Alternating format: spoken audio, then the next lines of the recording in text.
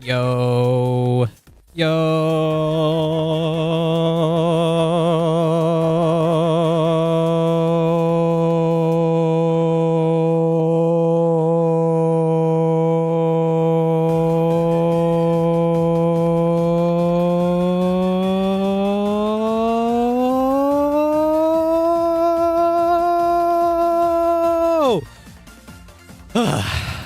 The hell was that?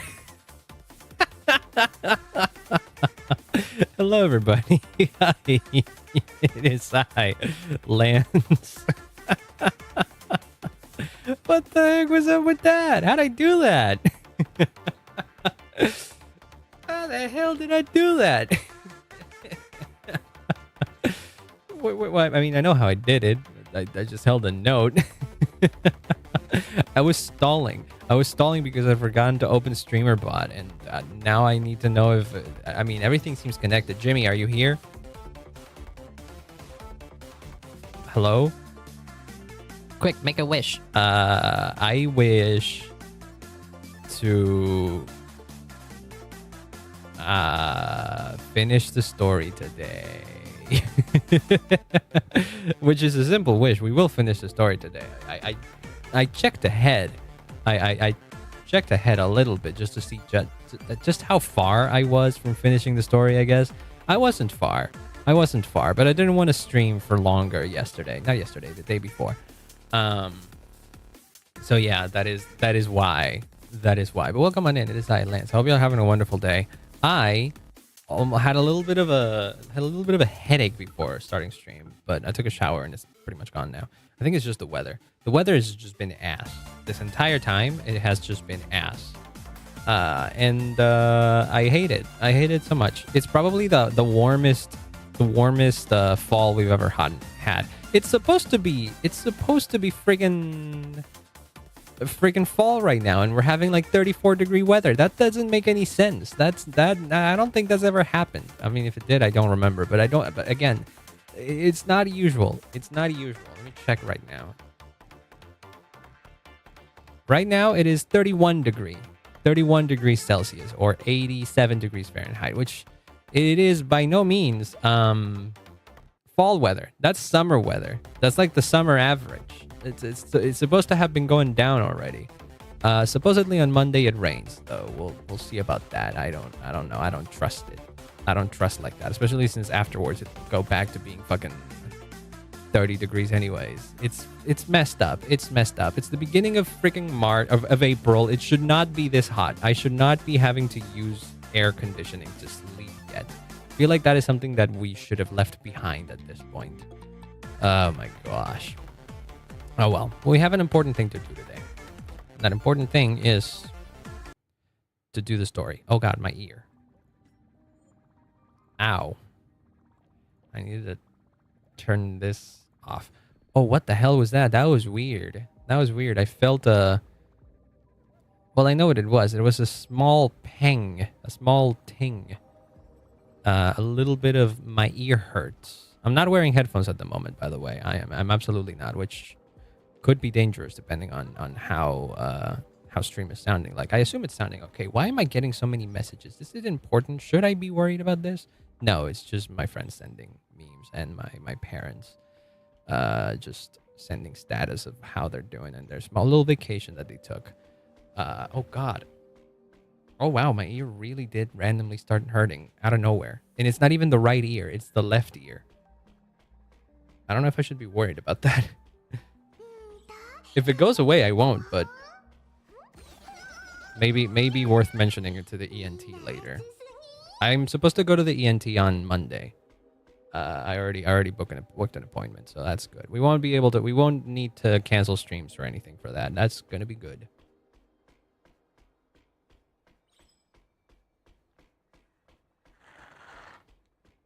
Okay, water drunk. I'm gonna check the way this stream is sounding just in case.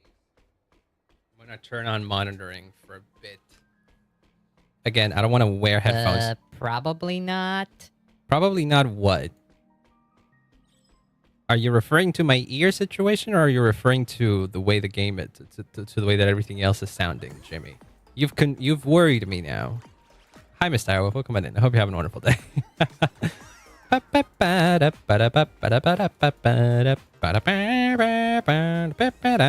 This is what I wanted to check. All right.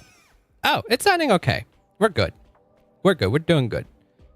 Turn off monitor, and I'm going back to not wearing headphones because the little thing scared me for a little bit. Not gonna lie, it did kind of scare me.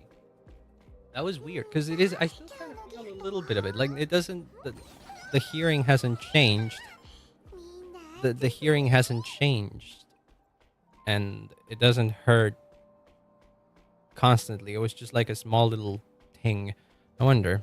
Again, I blame the weather. Most of these things that are going on, I blame the weather.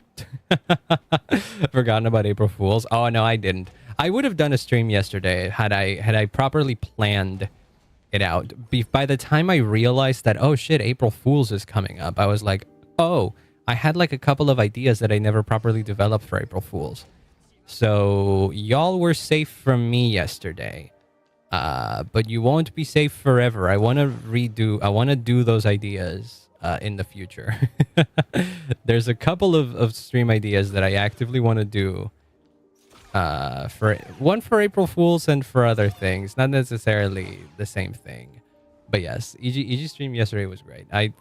Never for a single second have I believed that they would just do a face reveal. I was expecting some shenanigans, and the shenanigans were afoot. But yeah, April Fools is funny because I don't know. I often forget that it comes up. I often forget because like it's still kind of the beginning of the year. I still think it's early on in the year. So I guess when it comes up, I'm like, oh shit, wait, no, that's April already. That means April Fools, yeah. But yeah, no, I liked April Fools though. The people did a lot of cool stuff.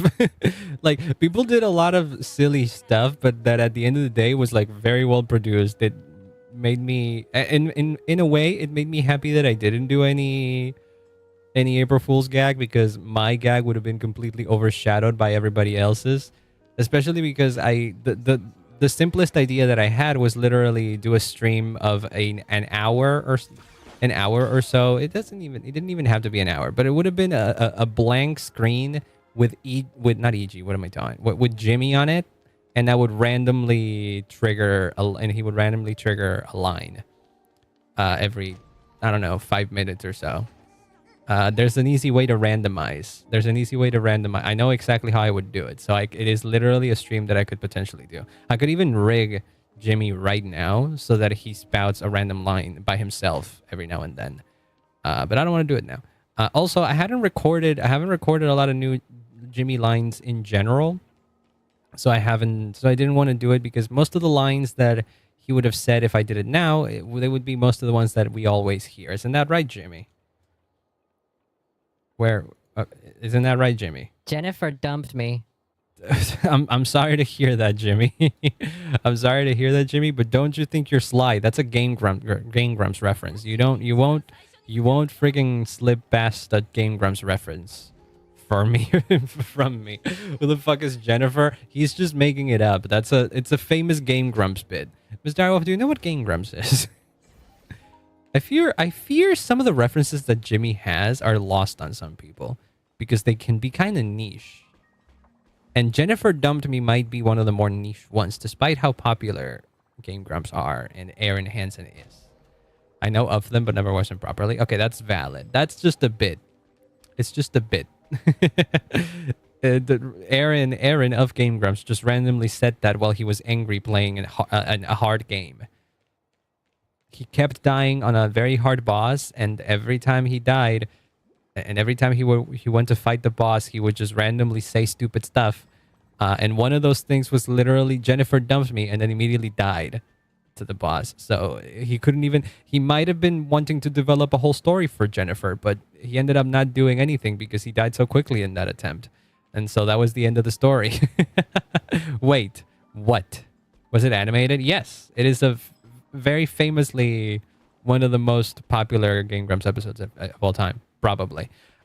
In fact, there was a group of animators that came together and did a whole animated version of that episode. So kind of like the Mario movie reanimated or the Shrek movie reanimated, where a bunch of animators get together and they pick a scene and reanimate that. Well, there you go. One of the animators and stuff did it. Oh hell yeah! Who is it? I'm pretty familiar with a lot of people who did Game Grumps animations. I might know who the one that you're talking about is. But the one that I think the specific group animation that I remember that's just up on the official Game Grumps channel even is it's called Animated Grump, if I recall correctly. It might straight up be the most viewed video on the Game Grumps channel actually, which is funny to me. Yeah, it's got 12 million views. Holy crap! This was 80 years ago too. Wow. The one that animated the milk scene. The milk scene. Whoa, wait, hold on. It's been a while since I saw that. No, this is funny. The most viewed Game Grumps video is the trailer for Good Game, their YouTube original series, which I forget exists every now and then. Which every now and then I remember it exists. I watched it. It was all right. It was kind of silly. It was funny. It was funny. It was written by Dan Harmon. It was good. I liked it. But yeah, the second one is Animated Grump. The milk scene. There's a lot of people that worked on this, though. I don't remember what the milk one was. But the Jennifer dumped me specific part, which one was it?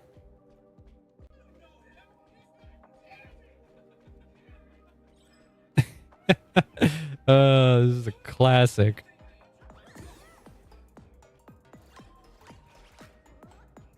Is this it? Wait. No, it isn't. It is not. It is not. I don't know how I would find specifically the Jennifer dumped me part. Is it here?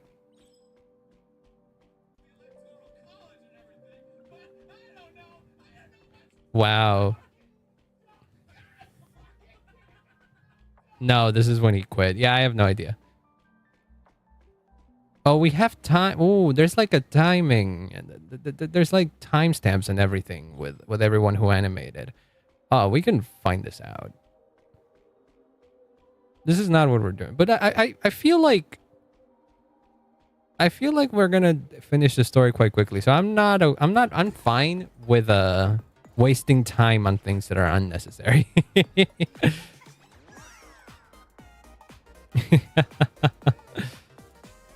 it Gregzilla? No, it's not Gregzilla. I'm specifically trying to find the Jennifer dumped me part, but I don't think I'm gonna find it just by looking at it. I don't remember how it looked, how that scene in particular looked. But yeah, that's great. And I'm sure a lot of other people did the Jennifer dumped me animations. I would imagine there's plenty of them.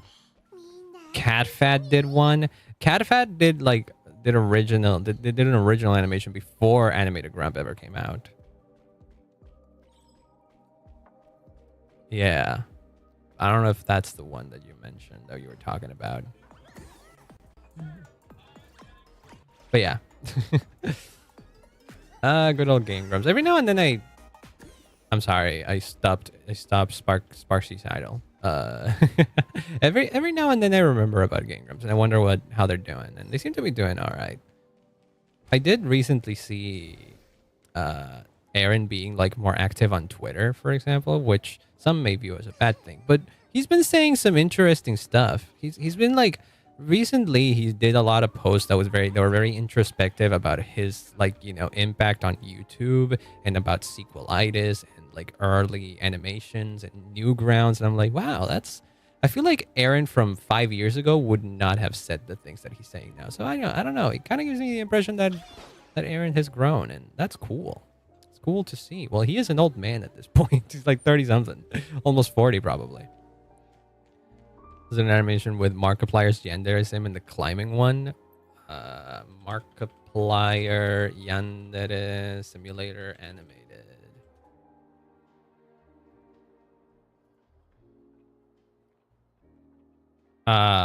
Who did this? Gritty Sugar.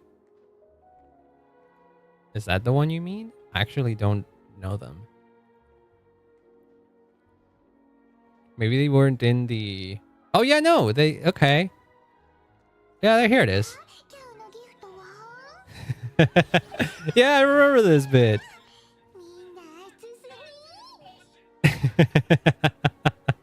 Yeah. Okay, no, they didn't animate the Jennifer dumped me part, but they did animate a bit in Animator Grump. So hell yeah, I forgot about this. I wonder if they did any other. I wonder if they did any other animation that I'm aware of. Not in the channel, I think. Not in their channel, but maybe in like the official channel. I don't know. Grady Sugar, that's cute. They got a cute style. I quite like it. But it's not. This is an inactive channel though. Maybe they don't do YouTube anymore. Shame. A lot of people don't. It's hard to be an animator on YouTube, I would imagine. Super Troll Island was also made by them, and that's another game that's animated from 9 years ago.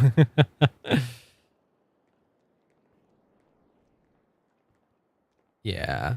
It's hard to be an animator on YouTube. It used to be easier, but then YouTube changed the algorithm, and yeah, the animators were, I remember, being like the most screwed ones, because at some point YouTube used to value views over anything else when it came to like AdSense, I think. Well, I don't know if it was AdSense back in the day, but when it came to like paying people, it used to be more about views. And what the hell? Someone's watching you? What? What? I accidentally triggered a cutscene or something. What is this? I refuse. What was that? Okay, I guess I never really walked around in here. I'm stalling at the moment, really. Okay. The game inactive themselves or became problematic. Yeah, that's a...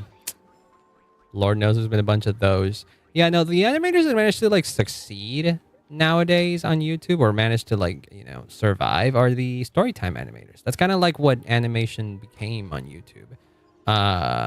Think like Odd Ones Out, Jaden, Domix, those kinds of people that did like simpler animations and focused mostly on telling stories rather than making like, sketches or parodies and stuff like that. That's kind of like the vibe. It merged the personal aspect that people really always liked about YouTube and their talents as animators themselves.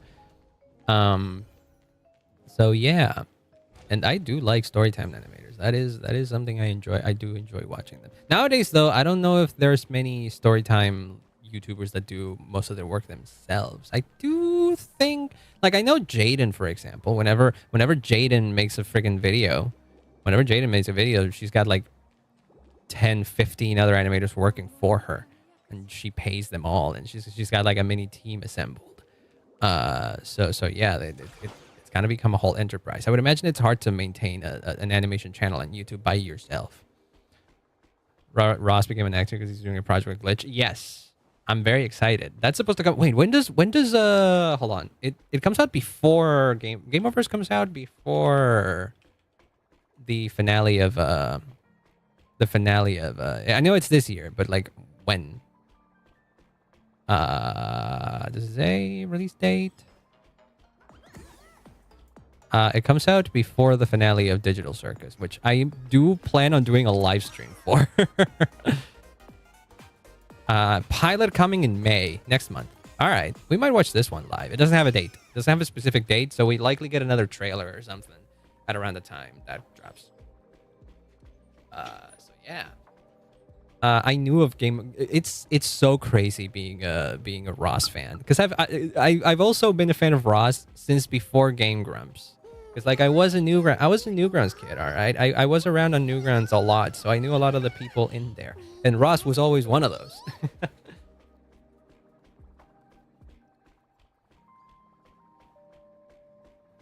He had a lot of popular series and a lot of popular animations going on. Like I remember Derpcraft, which was his Minecraft parody. But I also knew him based on like collaborations with other animators and stuff, and like Aaron, for example, his Gartic Phones videos. Yes, I feel like most people nowadays who know Roz will know him as that one streamer who gathers other animators and like who gathered other animators and did the videos with in Gartic Phone and stuff like that. that kind of stuff, which is fine. He did some cool stuff in there. He did some cool stuff in there, yeah. Um, but yeah, I've known Ross for ages, and I also watched all of Game Overs, which always was his baby. That concept, the concept for Game Overs has existed for fucking almost 20 years, if not over 20 years at this point. Um, and I remember back when I used to watch more Game Grumps, and back when he was still like an active member of Game Grumps. He used to host a show in there where they would play specifically PC games. It was called Steam Train. And every now and then you would hear like an anecdote or something about Game Overs, because he was trying to pitch the show to like TV executives and stuff like that. And they had like a pilot script written, and they had like episode guides and everything. So they were clearly shopping the project to, you know, animation studios and TV stations and stuff like that. They were doing it like the legit way. And that had happened. I remember hearing about that like 6 years ago. It had to have been at least 6 years ago. And it came to a point where I just stopped hearing news about it. And so I assumed that the project was just sadly canceled, because getting an animated pilot, even greenlit or something like that, is a nightmare for a lot of people. And I realized that Ross was focusing a lot more on his channel and on the kind of videos that he was doing and on his streams and stuff. So I was like, okay, that's probably what Ross does now. And that's cool. That's cool. Little did I know that he, behind the scenes, was working on something quite huge, which was still Game Overs.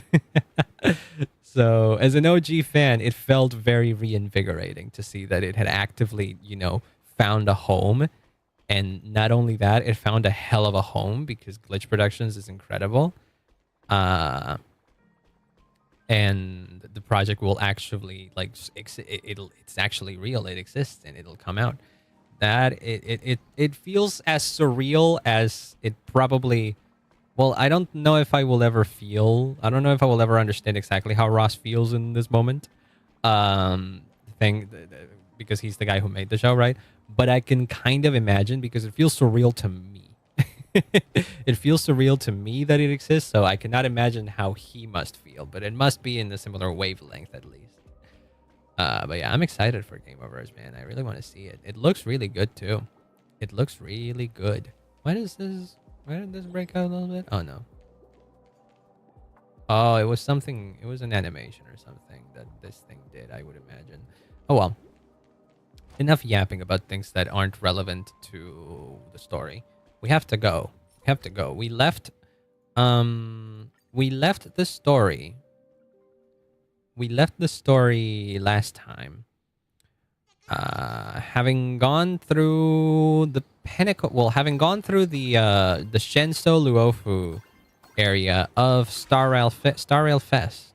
And supposedly we're here trying to lure out the Herald of Death, or the copycat of the Herald of Death. And this is a whole festival that was made in celebration of the adventures of the Nameless and everything they did around the cosmos and whatnot. And so they have exhibits and stuff regarding all of our adventures in the past. We went through the Pentagon, we went through the Bellabog one, we did like a trivia or something, and then we went through the Shenso one, and then we fought the Super Sentai guys. The Super Sentai guys, who turns out that most of them, except the white one, which was our biggest fan, they were all in on the Happy Smiles Foundation thing. So they're all brainwashed essentially into becoming followers of the cult of Happy Smiles. I call it the cult of Happy Smiles because that's what it is. That's what it is. There's no hiding it. That they're straight up just a fucking cult, and they brainwashed people. I'm glad that you're sitting on a toilet. So yeah, that's the whole thing. Ashvale and Pearl were also not Pearl. Ashvale and Kuchiba were also investigating it. Apparently, Ashvale has some history with them too, because well, not history. Ashvale has history with whoever, with the Herald of Death, the original Herald of Death, and the friend of his passed away, or what never passed away, that was killed by the original Herald of Death, and so that's why he was investigated. He was also hired by Pearl to do it, but he clearly has personal stakes in this. So We don't know what else happened. Also, Evanescia was with us. We managed to get her, to sneak her into the fest, and she helped us. She came with us up until this point where we ran into Himeko, and we mentioned how she was the one that gave the Trailblazer their mask, and then she was like, "Oh shit! Well, my cover is blown, and now I'm gonna disappear because you talked about it. Because you talked about it, people realized who I am, and so now I gotta go. I can't stay here." And there was a whole scene with Evanescia standing next to all the yellow trees, which should have absolutely been sakura trees, but oh well, it is what it is. The one thing that I will admit is probably something that changed about playing Arcadia because of like the quote unquote censorship, I guess, if you want to call it. That's like the one thing that I do probably think was changed. Maybe not these trees, but the trees that are yellow will feel like they were supposed to be pink. That's it. But everything else I do feel. I don't think they changed much else. So, and Evanescia disappeared. We're very confused about what the heck she's all about, and so now we gotta go to the Penacony area, which I think is the last exhibit, because the Amphorius exhibit is not finished yet. And I assume that whenever we go back to revisit Amphorius, that's where we'll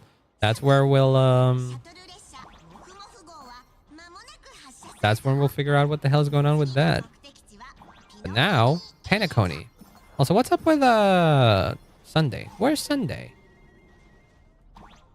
Was Sunday supposed to be with Dan Hung and Yao Guang and stuff? Well, we also lost track of Yao Guang, so I have no idea. Yay! Oh. What? People think that we're IPC lapdogs?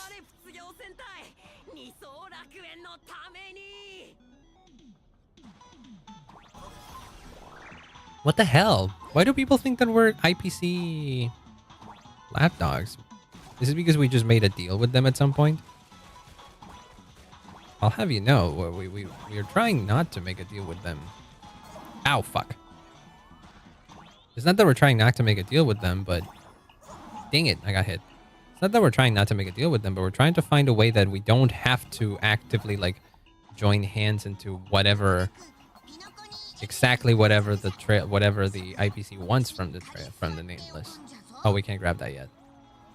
Oh, this reminds me of Donkey Kong Country bonus stages.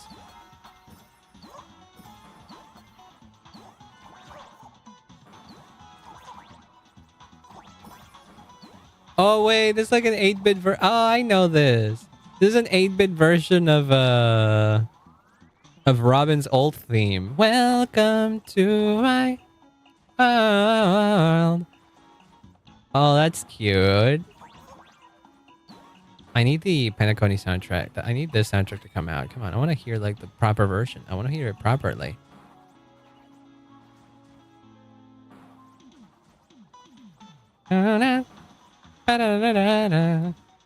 Renew your definition.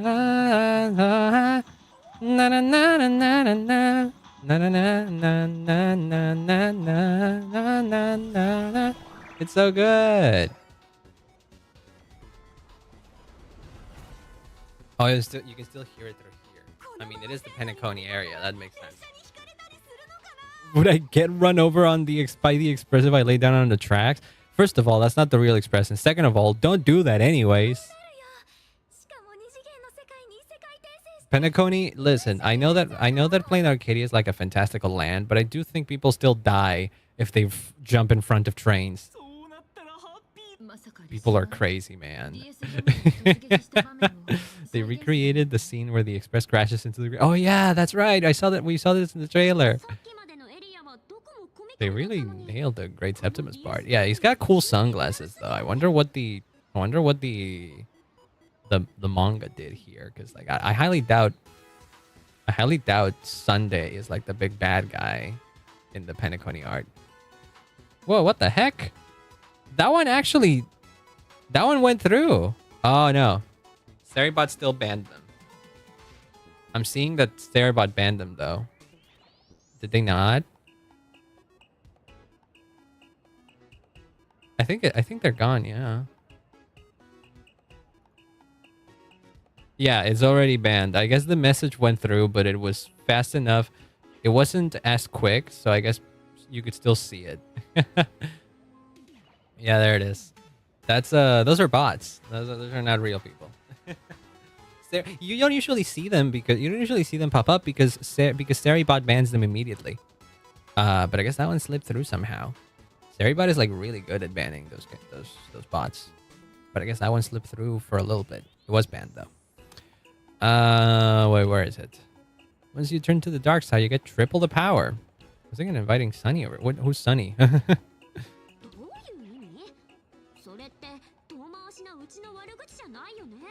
Well, it's hard to argue. Evernight is quite powerful. But Evernight is not evil. At least not anymore.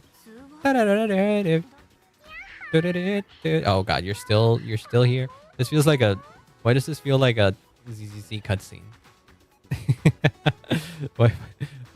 This is split screen. This is how ZZZ does cutscenes. Not giving back the mask.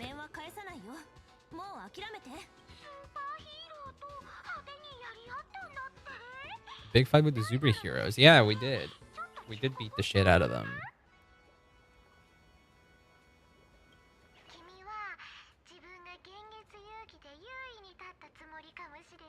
You might think you scored a win, but most people won't see it that way.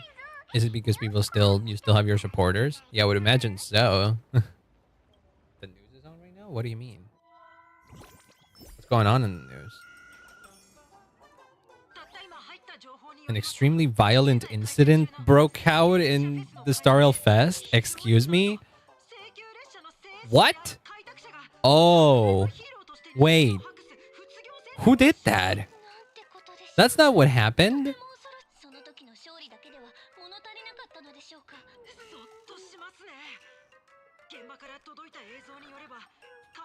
Well, this TV station, I'm pretty sure, is controlled by the lady that runs the cult as well. So we also met last time. So it wouldn't surprise me if she is a supplicant at this point, honestly, and she's like manipulating the media in order to make us seem like the bad guy. What the hell? Is this what she calls the Trailblaze, using brute force and violence to strike down the guardians of Arcadia and trample over our own heroes? Oh boy. See, Full Wish TV. It's all over the internet now. Yeah, that shit will spread fast. Others think you're behind a bloodbath in Dovebrook, that you're the second Herald of Death. Oh god, can we turn it around in some capacity? Someone's definitely pulling strings behind my back. Of course! As a streamer in this field, Sparksicle can spot these tricks from a mile away. I wonder if more people can. Didn't you also do a TV in? Oh shit, and we were very... I didn't say anything in particular, did I? They manipulated that as well. Oh no. To Sparkle? No, I mean Sparksy. Ah, cover your bases, sure. Wait, what did they do in the...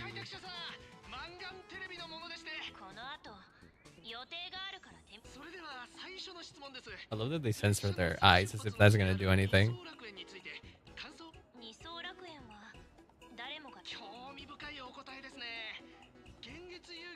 Aww. The strength of the Trailblaze to change this world? I don't think she said that exactly.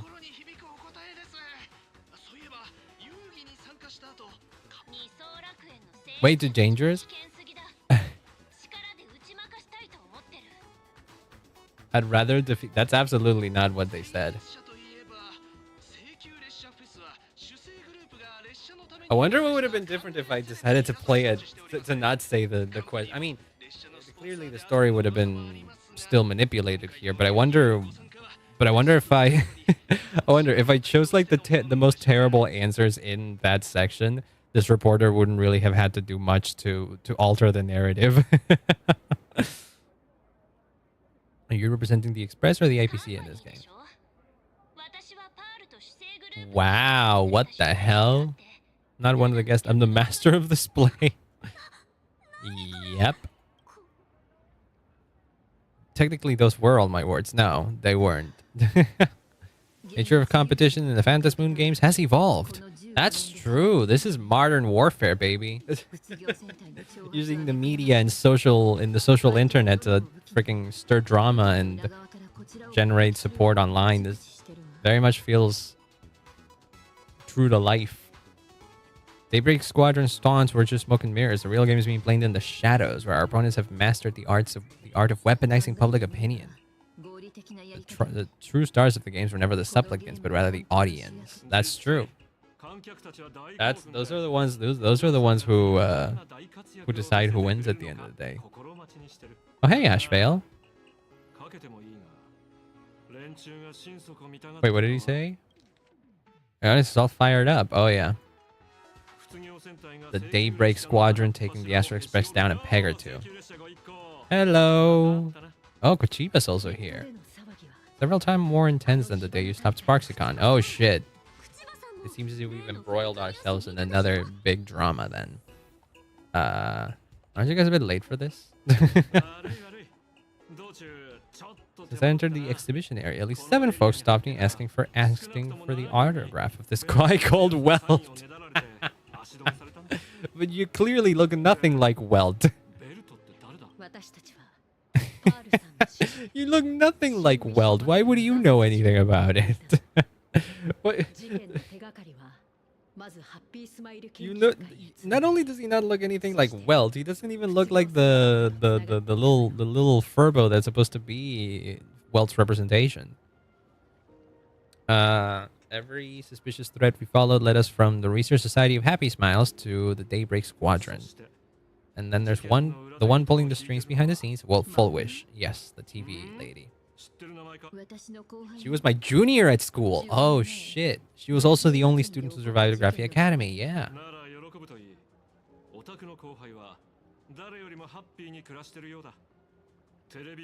Right, they did mention that she was another one of the survivors of Graphia of the Herald of Death incidents.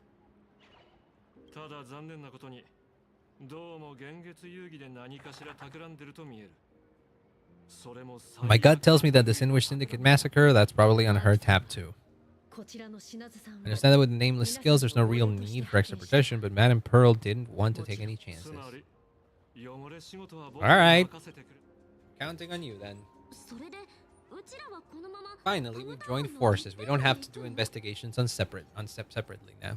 If only we knew where the fuck Dan Hung and Blade and Sunday are at this point. We haven't had an actual appearance from Sunday yet. I fear he's missing out on the part of the fest that is actively related to him. Very convenient, may I say. Like actively.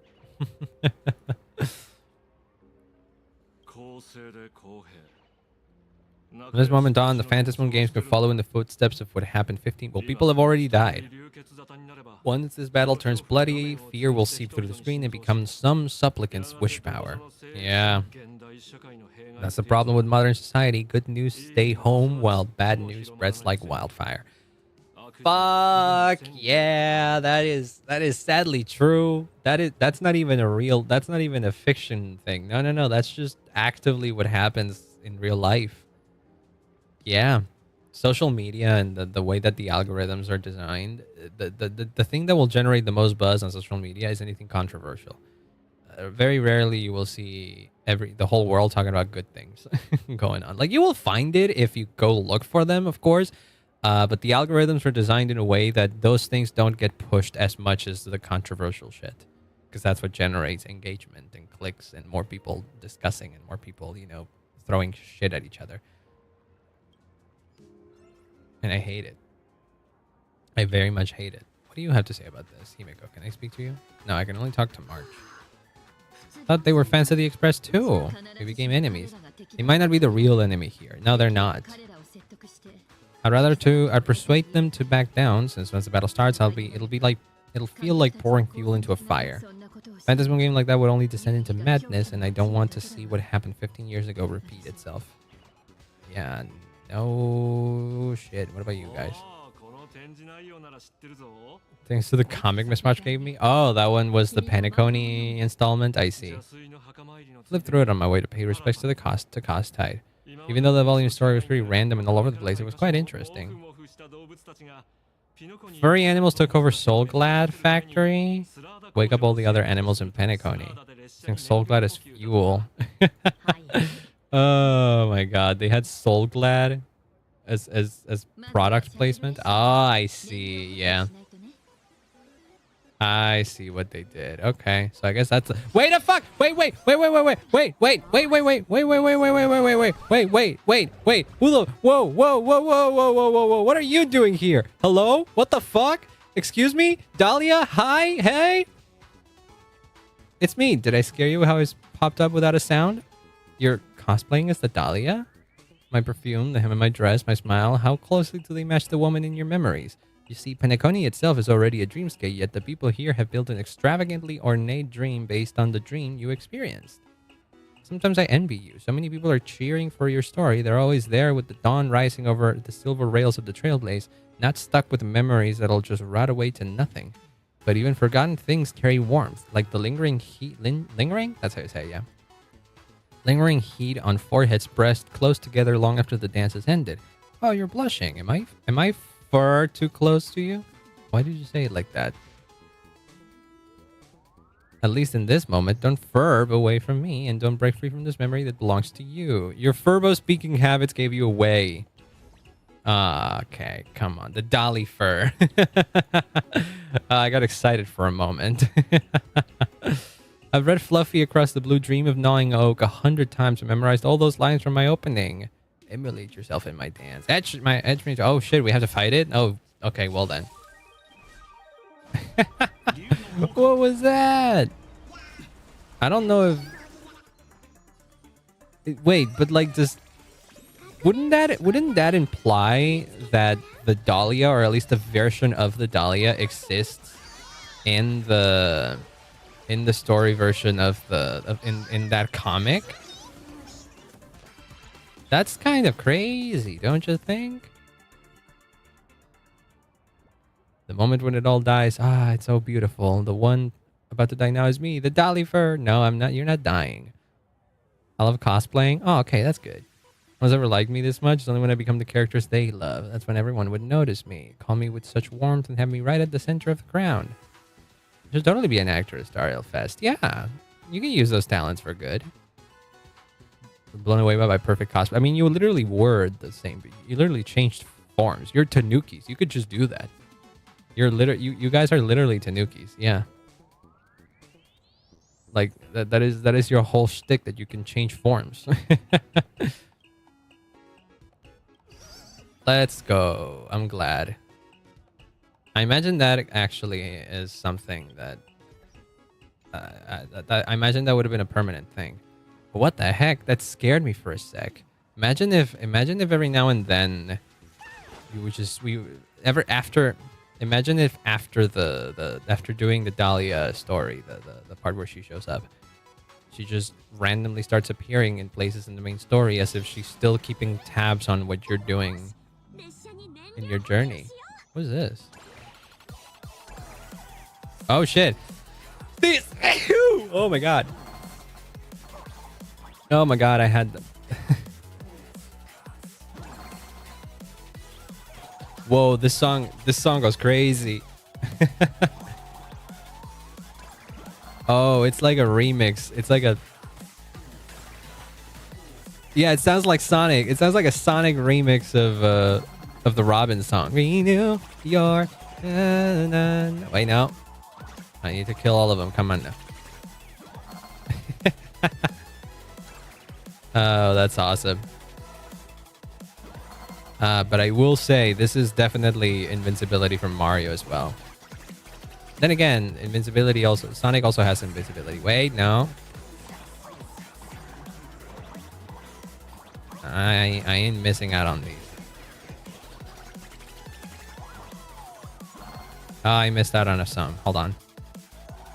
There you go. No. Nah. You may think that this is unnecessary from me, but I don't want to miss it. Okay, fine, I will miss it then.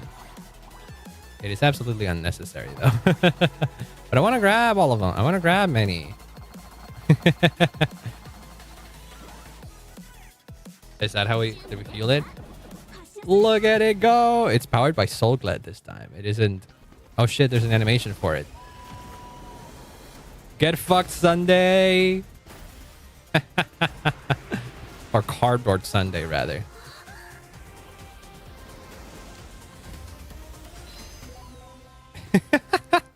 Oh shit! We got the giant pom pom thing down there. That's a boss, isn't it? Then comes the workday. Express people are here. Yeah.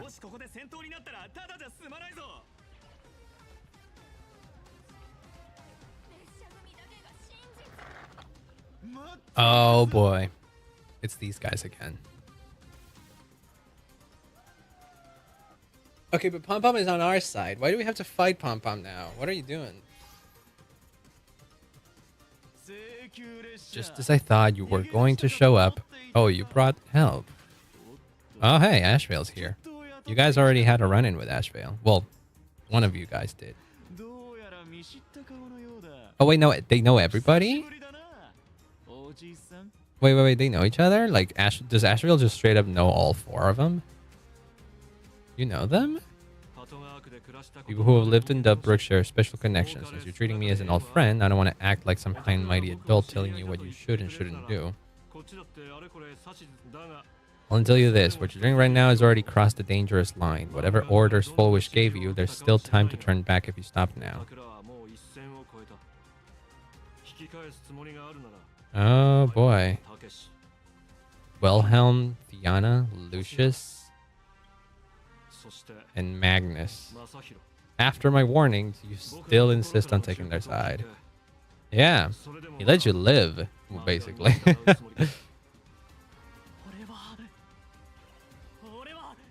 But you still haven't taken like the happiness surgery thing, the smile surgery thing that they're talking about, right? Supplicants challenges during the Phantasm games have no restrictions. You have no right to stop us. So are you guys like the Herald of Death? We're not the Herald of Death. I don't think you are either, no, but you're clearly being manipulated.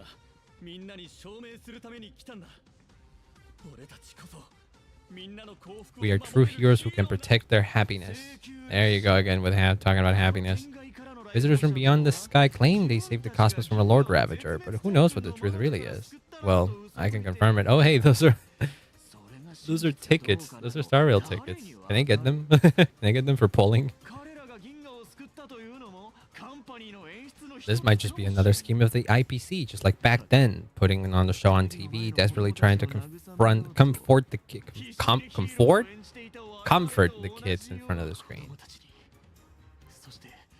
Tell my past self that when the Herald of Death comes, there will be heroes who put themselves between everyone else and the threat. Yeah, and we're trying to help everybody here as well. Oh god, you got moved.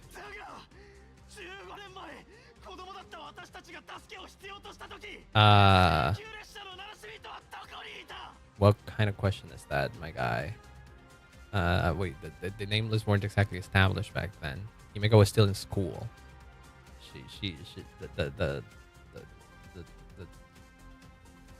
The Astral Express hadn't departed again. Hadn't since departed. They didn't do it. We didn't exist. It's a shame what happened, but like.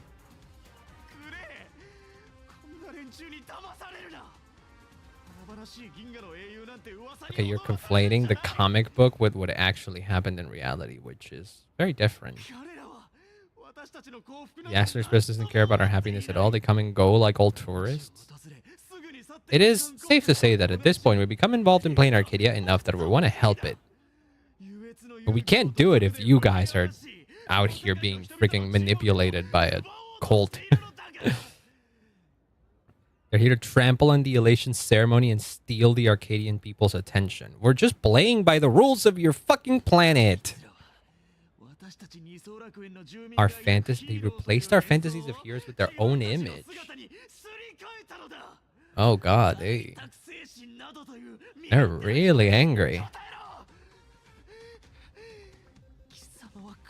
Felt what it's like to tremble on blood-soaked ground at dusk. Trailblazers has been through some shit. Also, hi, Sofa. Welcome on in. Hello, hello. Hope you're having a wonderful day. You're directing your hatred at the wrong person. Or actually, you know what? There's not a single time I go into a fight that I'm not terrified. There's a line. Okay, this thing about going into battle afraid and stuff, this reminds me a lot of One Piece. I know that I have about One Piece a whole lot, but this specific dialogue choice that I really like is almost word for word something that gets discussed in One Piece, especially in the live action recently, in the Little Garden arc. I think it was Dory who is speaking to Usopp. I think it's Dory. I always get the two mixed up. Hold on, let me confirm. Dory, no, it's Broggy. Sorry, I'm pretty sure it was Broggy.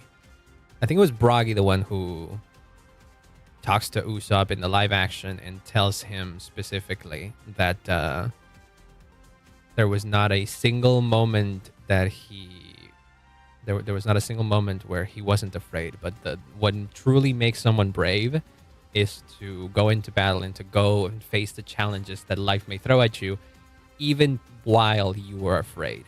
It's not about not being afraid. It's about pushing through that fear. But the fear is just innate. You can't really brush it aside. And I think he says something along the lines of, I wouldn't trust something that I think he basically says something along the lines of that he wouldn't trust someone who says they never felt fear in their entire lives. I really like that. Be more realistic and create developments and learning with the characters. It's true. I do think a lot of the changes that they did in the live action favor the fact that it's a live action series. Because I've been rewatching the anime recently. I literally have been. I started watching One Piece. And I've been having a lot of fun, but I realized that a lot of the things that happened in One Piece, in the manga or the anime, they're not something that would translate well to live action, I fear. Not because it would be impossible, but because, I don't know, they feel odd. They feel normal in anime because anime is inherently a more silly medium because it's animated and you can be sillier in anime. And One Piece is, in many ways, a very silly story. Not story, but it is very silly at times. And pulling off a lot of those things isn't the same in live action. It would feel kind of cringe if you see real people act like anime characters. But what they're doing with the live action is that they distill the actual essence of the character and what really matters about their personality, and they put them into more realistic and more grounded people. And I like that. Some people that are like more, I guess, elitist maybe, or more protective of the source material are upset, I guess, about some of these changes. And I guess that's valid. We all have our preferences. And we all have our preferences. That's fine. But I personally like what they did with the Straw Hats in the live action. Created where fast pace was normal and some of the norm, putting more effort into it. That's also true.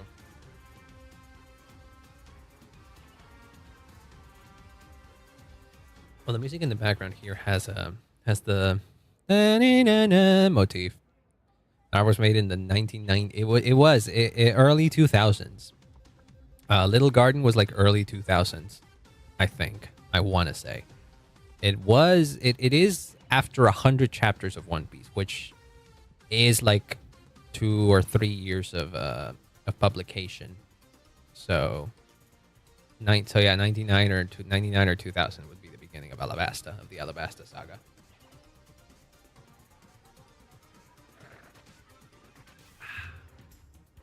But yeah, I'm curious. I'm curious. I want to see how that arc was like in the original, because like I remember reading it, but I read it very quickly, so I didn't process a lot of what was going. I did process everything correctly. It isn't a complicated read.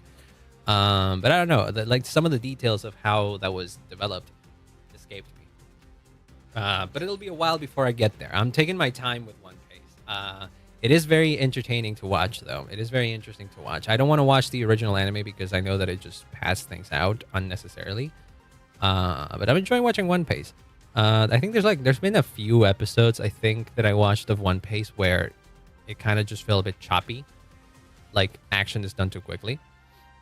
And the switches between shots are kind of unnatural, but they quickly fixed that. I think I only noticed that in the first few episodes of the edit, and now it feels like I'm watching a regular anime. And even then, I will say, early One Piece is odd.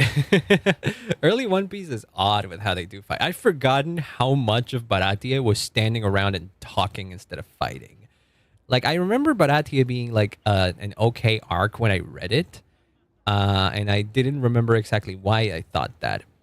But after watching the anime, I can see why. The interesting parts of Baratie are the intro, I guess, when you meet Sanji, because Sanji's a very interesting character right there, and the Zoro and Mihawk confrontation. That shit is peak, and they really did a good job of that in the anime. It looked really good. It was like the best early One Piece. It's the best looking part.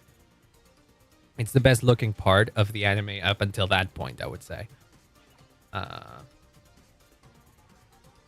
But yeah, up until that point, Baratie was like fun. It was like intense. Shit was happening all the time because Baratie is also an arc where a lot of shit is happening because you meet more Marines. Luffy does some stupid shit, and he might not be able to return to sea because he owes friggin' Zeph because of breaking this entire fucking kitchen. And then Don Krieg attacks, and Don Krieg is kind of terrifying. Is more terrifying than I remembered him being. And so I don't know. There's a lot of tension in there, but once the battle actually begins, it's like 4 episodes of a lot of talking and not a lot of action. And somewhere in between there, is Sanji's past, which is also really good. So I don't know. The pacing was kind of odd. Even if I wouldn't say it was fast, but like I would say the action was just more, it was less involved. It was like one punch and then a bunch of talking and then another punch and then a bunch of talking. Like everyone is just dancing, and I hate to say it, aura farming a lot of the times. I don't know. It is early. It's early in the story. It's anime tropes. I'm used to it. It's okay.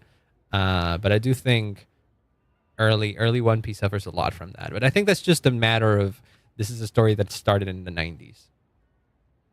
Learning there's a Fishman warlord, which was Jinbei. Yeah. Well, Jinbei is mentioned at the beginning of Arlong Park. Jinbei is only really mentioned then when Sanji and Luffy are going. Sanji and Luffy are going into Arlong Park after, I think it was Yosaku that goes and picks them up. I forgot how. I also had forgotten the reason why, exactly how Sanji and Luffy make it to Arlong Park. I forgot that Johnny and Yosaku were characters.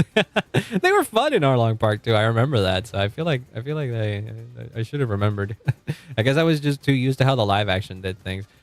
Also, while watching fucking Agile, oh shit, don't worry about it. I'm not gonna continue the story or anything like that. But yeah, hold on. I can go pee real quick. Hold on, give me 1 sec. I'll be right back then. I meant to mute my microphone, not the game audio. Hold on. Okay, give me 1 sec. I'll be right back.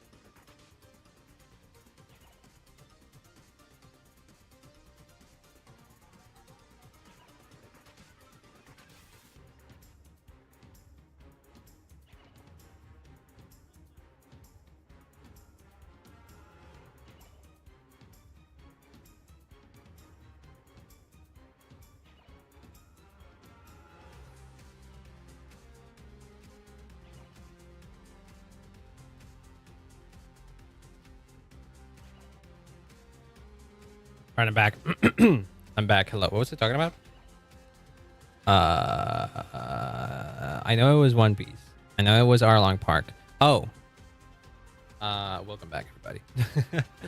It was specifically, I had forgotten just how much the One Piece live action, specifically season 1, alters the story. Like, I remembered the biggest thing that they had changed in season 1 was, I don't know, Garp's involvement. And that's true. Garp's involvement is the single biggest change in all of season 1 of One Piece. Or East Blue, I guess. But I just forgotten how differently every arc plays out. The live action really just blazes through it. But at least what's important is that the main plot points and the main character moments in each arc stay. Even if the way that they happen is completely different. In contrast, I don't remember season 2 being that different. But I guess when I reach those arcs in the anime, I'll remember just how different it was. So yeah, stream of pure One Piece. I want to do a stream. I'm gonna wait until the anime comes back for this, but it'll happen sometime in, I want to say, a month or so, because I think the anime is coming back. What, one of these? Literally one of these days. It's gonna happen soon. There's a trailer out for Elbaf and everything. But I want to do there's going to be a Yap stream of One Piece, which is not necessarily going to be a Yap stream of One Piece. I'm going to do a tier list of every One Piece opening. I wanted to do something like this for a while. I don't know why I didn't do it before. And considering the return of One Piece after a while, I might as well do it. But I need to wait until Elbaf is out. That way I can see Elbaf's opening, because that should go in the tier list as well. And the nice thing about the way that One Piece comes out now is that it's going to be seasonal. And this season is only going to have like 12, 13 episodes, I think. And so we're just going to have one opening for it. So it's fine. I don't have to worry too much about it. And besides, we already have like enough material for the tier list. One Piece, I think, has like 24 openings at the moment, 25. So yeah, I gotta set it up. I gotta set it up as well. I've watched those openings numerous times. I already know which one my favorite is, actually. So I want to have that stream where we just go through all the openings, have a lot of fun, and I rank all my favorite openings. It's gonna be different than it's gonna be different from the typical anime opening tier list streams that we do, but it's gonna happen. Trust me. I just need to wait until the anime comes out, because it's gonna have another opening, and it would be stupid for me to for me to do that stream now when in a couple of weeks we're gonna get a new One Piece opening. And I'm gonna be like, well, shit, I got to put this somewhere on the tier list. So no, that'll happen soon. Don't worry about it. But most likely I'll just wait until the anime comes out. But yes. Going back to Star Rail, the whole reason why we went to into One Piece tangent is because this line reminded me of something that happens in One Piece. So I'm gonna say it. Oh, jeez. Oh, yeah, no. Again, Trailblazer's been through some shit. Afraid of losing my companions, of death. There's so many things I fear. Yeah. You don't know a thing of what you're talking about. Just because you see the Astral Express as they are presented in the media or as they seem to an outsider, you don't know what really goes on. It's not the Astral Express you hate, you're just hating yourself, the powerless child who couldn't protect everyone. But being powerless was never your fault. Yeah, you were a child. We still got fans, let's go. Tear him to shreds, beat him to a pulp. I want bloodbath. No, come on now. Oh, I hate the public. Alien punks, I hate the public so much.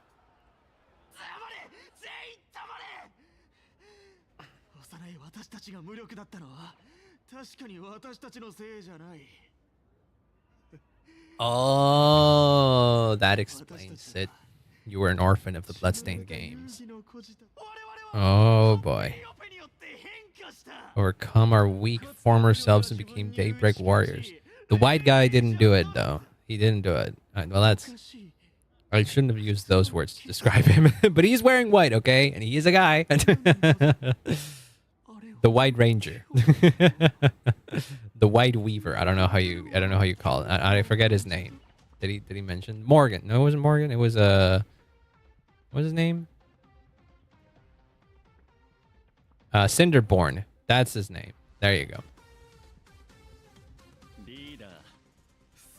The pain has been here all along. Oh my god, the big zipper. It's time to use the power of happiness to defeat it once and for all. What is the power of happiness exactly then, huh? Let's reclaim from these outsiders the image of heroes that the people of Ahatopia hold dear. Alright. What if we become the heroes instead, though? Magnus, that's his name. A hero never betrays his companions. That's true. That's true, but it's hard to view yourselves as heroes when you've done what you've done and when you're acting the way you're acting. You can still be heroes, though.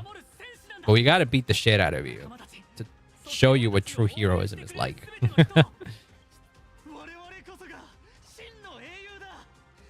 The statue of the conductor. Even the Perlux Corp, with countless resources at their disposal, can't breathe life into it. I agree. That is... I don't like the mecha pom-pom. Wait, what are you doing? What are you gonna do?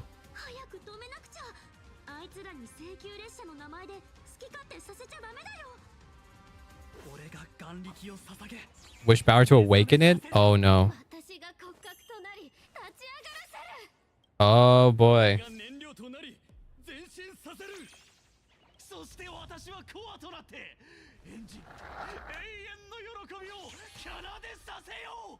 Uh-oh. Wait, are they piloting it? No, they're... Yeah, they are kind of piloting it. Oh, boy. Warp happily? Oh, God, the happy face.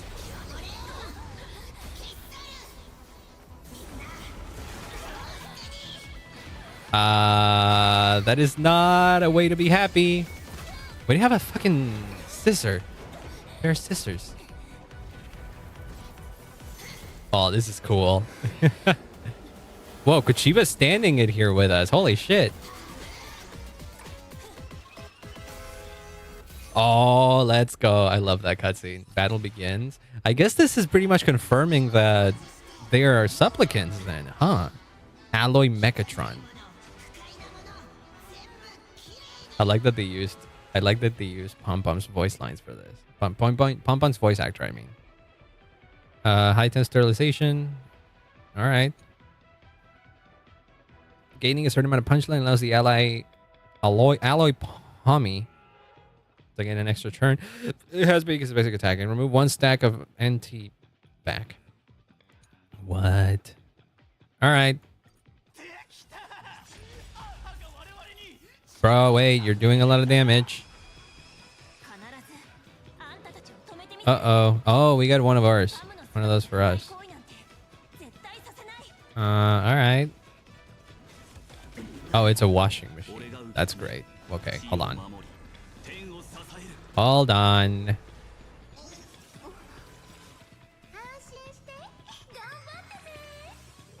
There we go. I just needed to do that. Wait, Sparkle doesn't... Oh, okay. Sparkle's ult wasn't there. I want to see the enemies animations and stuff. You know what? Her ult is so much better when you don't do it at full speed. When you don't do it at double speed. In contrast, a lot of other animations feel slow when we're in normal speed. But not Sparksy's. Sparksy's animations feel in double speed in regular speed. Impair it. Yeah. Well, you won't be able to do much. Oh, this takes a while. There we go. I'm doing damage, so that's what matters. Aha is beckoning us? Is it? I think that's just the drugs. I think that's just the drugs that you're on.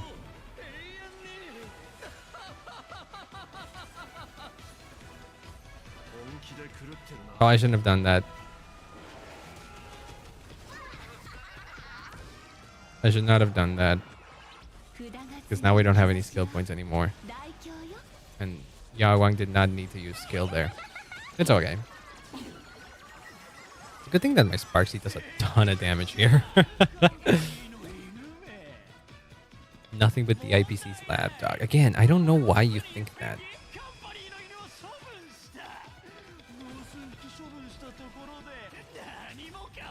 We dealt with one of them? What do you mean we dealt with one of them?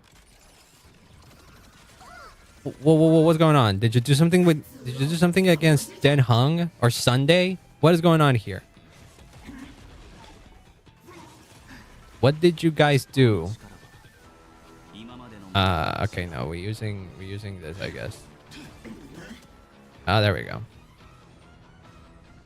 Now we do this because we can get ult and more skill points, baby.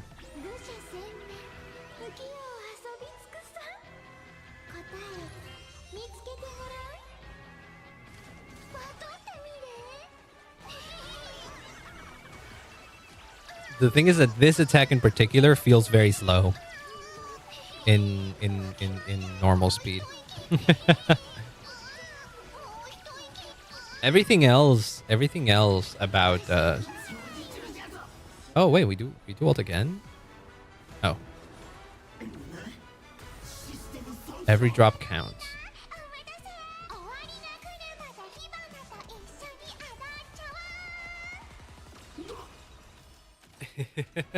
I'm telling you, that ult is way better in normal damage. In normal speed.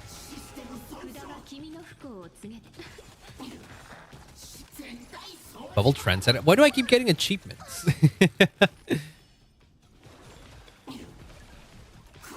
Oh my god, 63 punchline. That's a lot of punchline. Protect the Arcadia. Eliminate pain. Everyone smile. Oh god, you really are far gone, huh? What's that? Oh my god, potato egg! Hello! Welcome on in, Raiders! I'm getting my ass rocked! Welcome on in, everybody! Hello! Welcome! Okay, let me give you a shout out. Welcome on in. Hi, Raiders! Welcome on in. Tate's Raid! I'm getting mashed? Well, yeah, it is true. This boss fight is a boss fight where we are getting a bit mashed, but don't worry, we will win. Don't worry. Welcome on in. Hello. Hello, welcome on in. I hope you're having a wonderful day. What were you doing? How's your stream? We're playing Honkai Star Rail here. Playing Honkai Star Rail, and we are literally finishing the... Oh boy, you guys literally showed up just in time for a cool cutscene. Holy shit, welcome on in. Oh my god. Finish up the Asheville story? We're about there. Wait, what is he doing? Speaking of Ashevale, I hope this is a spoiler if you were finishing the story. Lead Hunter La Mancha! He is that? I thought people were talking shit about that. What? I thought that was just a theory. I mean, it was a theory. I guess it... Well, he is La Mancha then. Holy shit.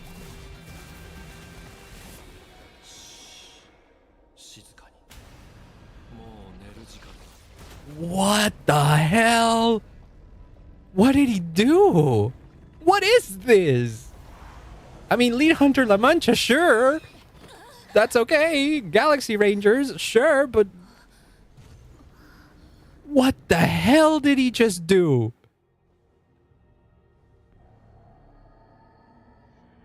What the fuck? That doesn't seem like anything that Are we in hell?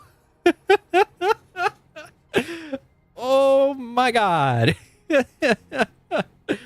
What the fuck? I had seen people... Well, since he was revealed, since Ashevale was basically revealed, people were thinking that he was a Galaxy Ranger. And I think I remember seeing theories of him being La Mancha since... I want to say the first Plain Arcadia teaser. Because Boot Hill and Rappa appear in that teaser with the motorbike and run away from an explosion. And they're talking about the leader or something like that. And I think they specifically mentioned that the leader is in Plain Arcadia or something. I don't know. And then immediately after that, it cuts to a shot of Ashevale receiving a call or something. So We knew that his name was Ashvale at that point. He had been revealed as Ashvale. But we didn't know much more. It's just that one connection. It's like the very, very odd timing. These guys are talking about La Mancha, and then this guy shows up that he isn't named La Mancha. But I don't know, very odd timing. So, damn. I guess he is. I guess he is the leader of the Galaxy Rangers. Well then, that's a neat reveal. My question is, what the fuck is the leader of the Galaxy Rangers doing? What is his deal? What is his power? I thought he was supposed to be a follower of the Hunt. Why does his powers look nothing like someone who would follow the Hunt?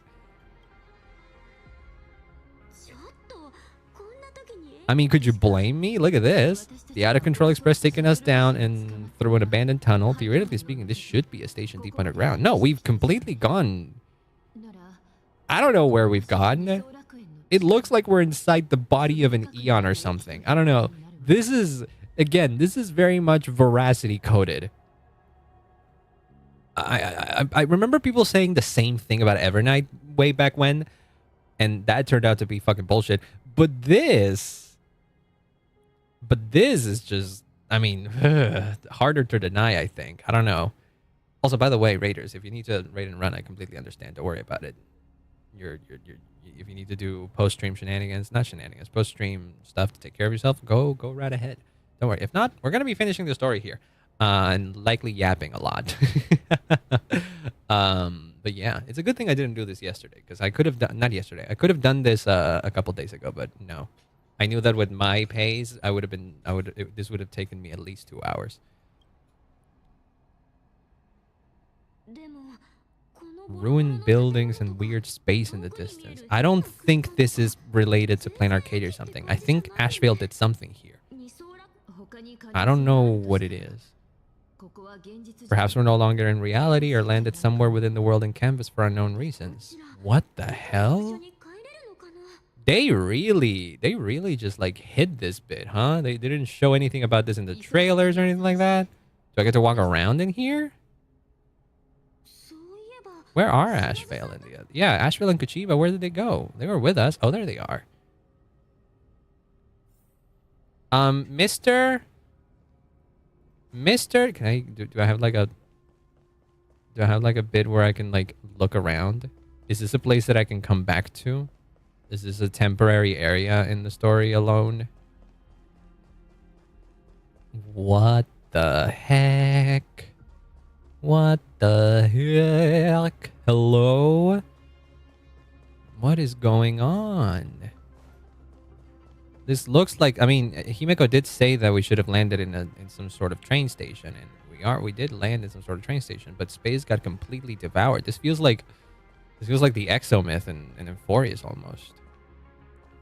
I highly doubt we're somewhere in Plain Arcadia. I legit think that Ashvale somehow teleported us inside something.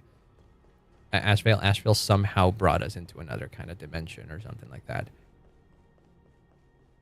Again, he is okay. I knew that there was more to him than met the eye, and I was keeping an eye open for any potential confirmation that he is related to the Galaxy Rangers. I wasn't expecting to I wasn't expecting it to straight up be, I don't know, mentioned. I didn't think he would reveal himself as that immediately. Hey, so do you know Boot Hill? We've been reborn? You're still delusional, I see. Your justice, then forgive me for playing the necessary evil.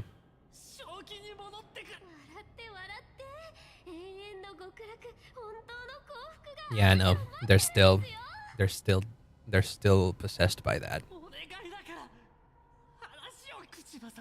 You can still go back to the Department of Aberration Defense with Mikuchiba and explain everything.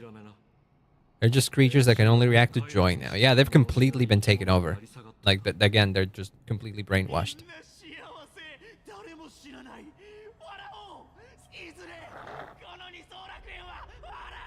Hey, Ashvale, can you do something about this? Do you have a plan?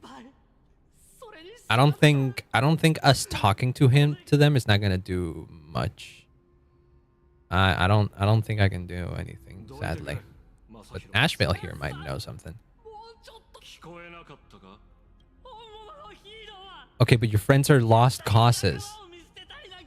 If I try to kill them now, will you stop me or will you turn a blind eye? I'm gonna stop you. Don't kill them. They made their choices and so have I. Are they really better off like this? Are they really? Is there really no way to bring them back? Period of life unto death and a debt plate paid in blood. A gang that once rules the street of Dotebrook, they sparked massive turf wars. Oh shit! This goes hard. This goes hard. Holy crap! What's this red in your hand? Ballwave and Costide. They were far from saints. Any good deeds they did in their lifetimes were just like a few petty soap bubbles floating up from a stagnant pool of filth. They and this whole world have now become happier. Wait, so they're behind the murders of the Sinwish Syndicate? As if you're murdering them as if they were just toys.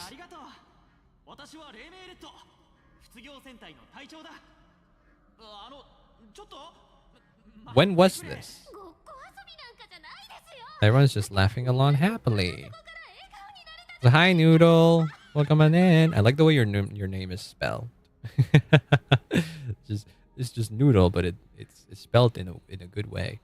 Kumadala, thank you. I very much appreciate it. My artist did a phenomenal job. I got movement, and I also have expressions. I can even be unimpressed. I could be sad. I could laugh, or I could be angry. But you will never see me angry unless I really get upset. But that doesn't often happen. Don't worry about it. We're doing the last bit of the Star Rail story, and we just got hit with a major revelation that I was not expecting here. Again, if anything, I was expecting hints towards him being potentially La Mancha. I wasn't expecting a confirmation of that being the case, but apparently we got it.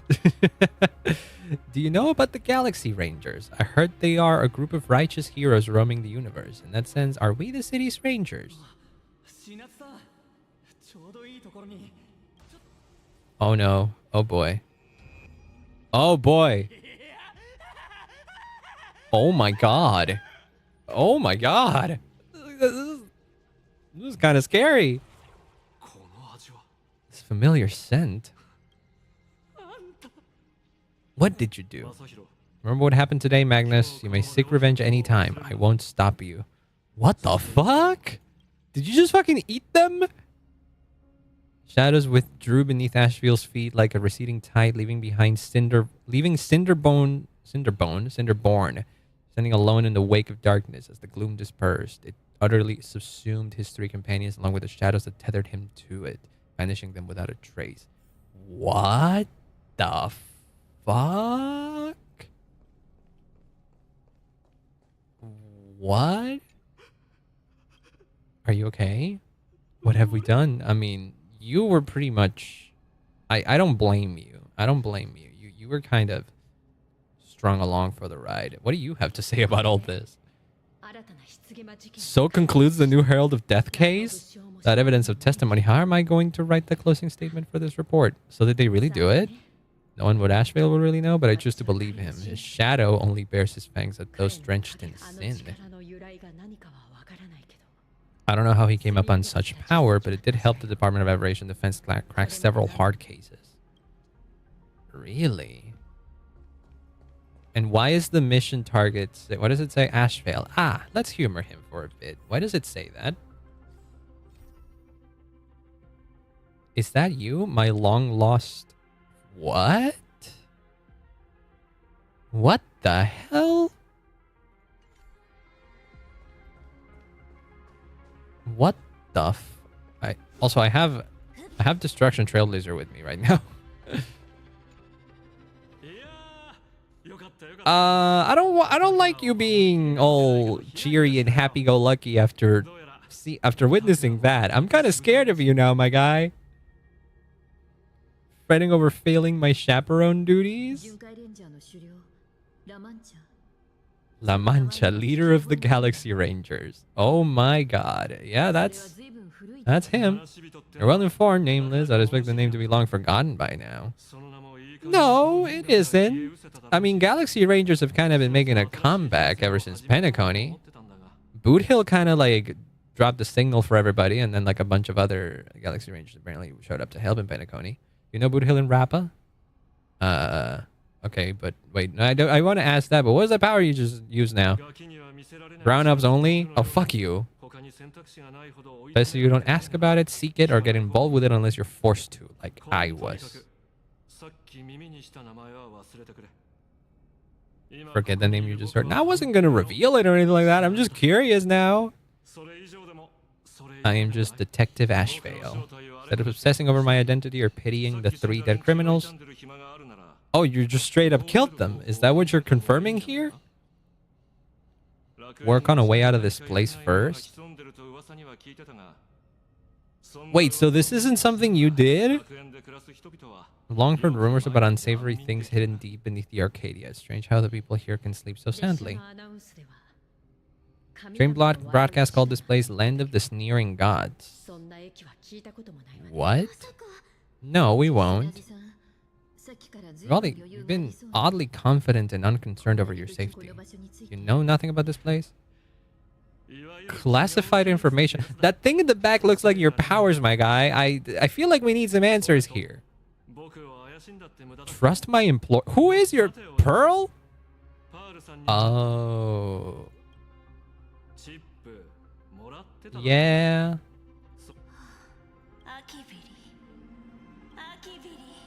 What? Why are we hearing? Okay. Fucking what? Why is the voice line saying Akivili, but it is my Trailblazer's name down here? Why is it saying Akivili? And it's saying Lise down here, which is what I named my Trailblazer.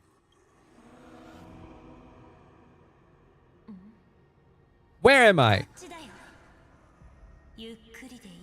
This is the Trailblazer's voice. That is just the Trailblazer's voice.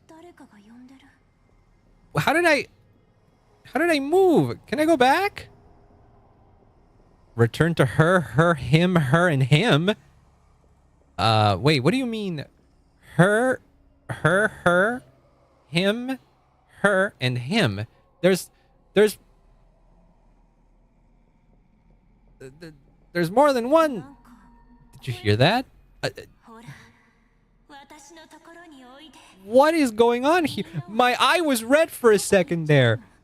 The fuck? Am I further back? What is happening? I think she lost her mind. It's possible. I don't know. Her eye turned red for a second.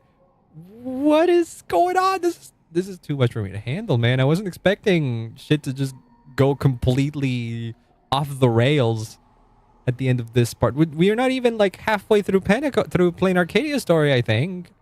I can't run anymore, too. Okay, I guess I'm going to just serve myself some water in the meantime while I'm running.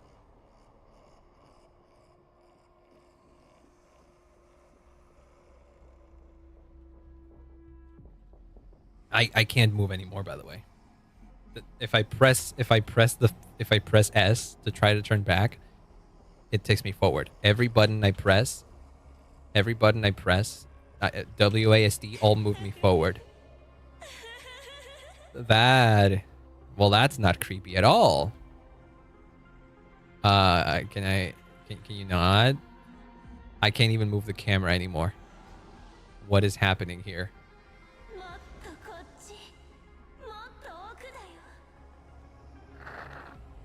I don't like this. I don't like this at all. Why do you keep calling me Akivili too? I mean, I know that there's this long-standing theory that the Trailblazer is just Akivili reborn. Ego? Embrace this wondrous world?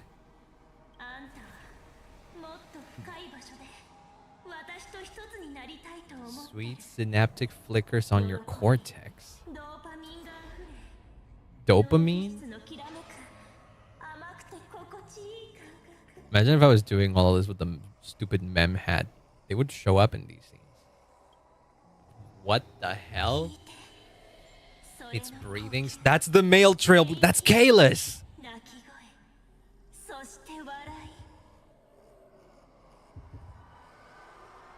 What the fuck is your... You had like a star in your eye there. Did you not? Or am I going crazy here?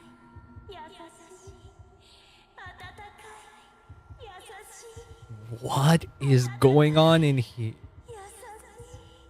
Can my friends come out and help me maybe? Hello? What's going on in the reality here? I am you, you are me. What is this persona bullshit? No, no, no. That's not me. They got red eyes. Life in exchange for a boarding pass on the express towards the end. Are you some sort of manifestation of finality here?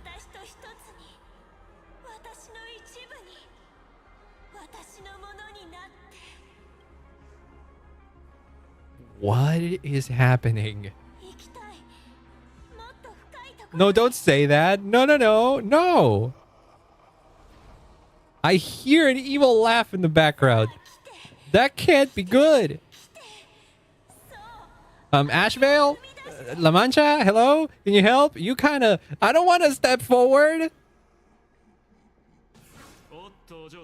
Oh, okay, thank God. See, clearly you know what the fuck is going on. You need to tell me. My golden principle while working on cases in this world. So this is part of playing Arcadia. You just... Whatever you did brought us here. Keep my curiosity in check and not get involved with matters beyond the case itself, especially things that look considerably dangerous. The thing that slumbers in the deep here does look awfully familiar. I'm telling you, your powers look like it. That's why I wanted, I don't know, could you elaborate on that?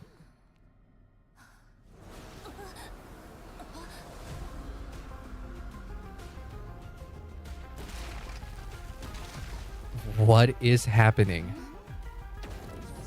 What is that? That's a crack. That's a crack in reality. Straight up just a crack in reality. Why is... No. There's more than one. Oh, no. Wish power. Everyone's starting to be afraid. That can't be good. Oh, no. This is mass panic. Oh, that's not good. That's not good. This feels like it's... Oh, Jesus. Oh, no.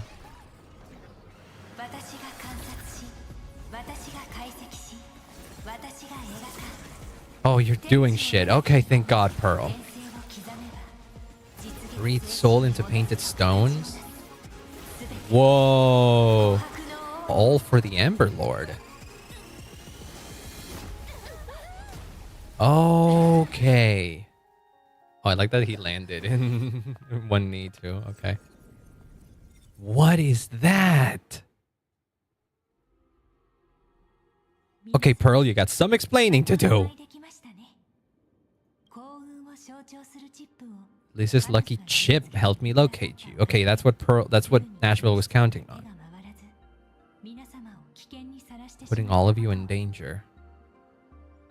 Thanks, but please don't gift me any more tracking devices, please. You could have told me that's what it was, at least. Put one in my pocket too, but I auctioned it online as a souvenir. Why did you do that? That could have been maybe more helpful if you knew you were being tracked. Oh my God. Okay. Or maybe I guess he didn't want to be tracked, and so yeah, okay. So what was that? A torn scroll, a space that peeled from the scroll painting during Planar Arcadia's return to reality. Splintered spaces continuously rip at both reality and the world in canvas. Department of Aberration Defense originally thought this kind of phenomenon had stabilized, but based on observation, during your encounter with Daybreak Squadron, there was a sudden spike of disturbances from the torn scroll. Sudden spike of disturbances. Could that have been from the other guys from the squadron? I had to use the power of the Coroner Stone to analyze the space and mend the fissure with Imagenesis in order to bring you out. Department of Operation Defense has initiated emergency protocols to reassure the public and handle the aftermath. Yeah, you might have to do a lot of work out there, man. People were fucking...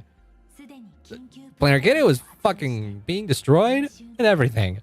I was able to directly observe your situation after you falling into the torn scroll. Would you be so kind as to share what happened there? My shadow has devoured the guilty three and tasted their sins. My shadow has devoured the guilty three. They were responsible for the Sindwish Syndicate massacre. Of that, I'm certain. I mean, you're... I trust you, I guess, at this point. You clearly know what you're doing. I feel like you wouldn't have done this if they weren't responsible. But what does it mean that they're shadow, but then your shadow devoured them? I witnessed that happen. Was Fullwish the mastermind? Couldn't find any solid proof of it, but it hardly matters now the culprits have been executed. Intel provided by you and Kuchiba deduce the following. As a survivor of the tragedy of the Bloodshed Games, Fullwish founded the Research Society of Happy Smiles. Yes. And that organization has been providing unapproved medical treatment named happiness surgery to the members. Yes. Neutralizes the physiological ability to feel pain. Yep. The Daybreak Squadron, members of the Smile Society, had imitated the Herald of Death's modus operandi for their crimes and challenged the Astral Express during the exhibition. From the aforementioned facts, the predicted probability of Fullwish being the mastermind is 92%.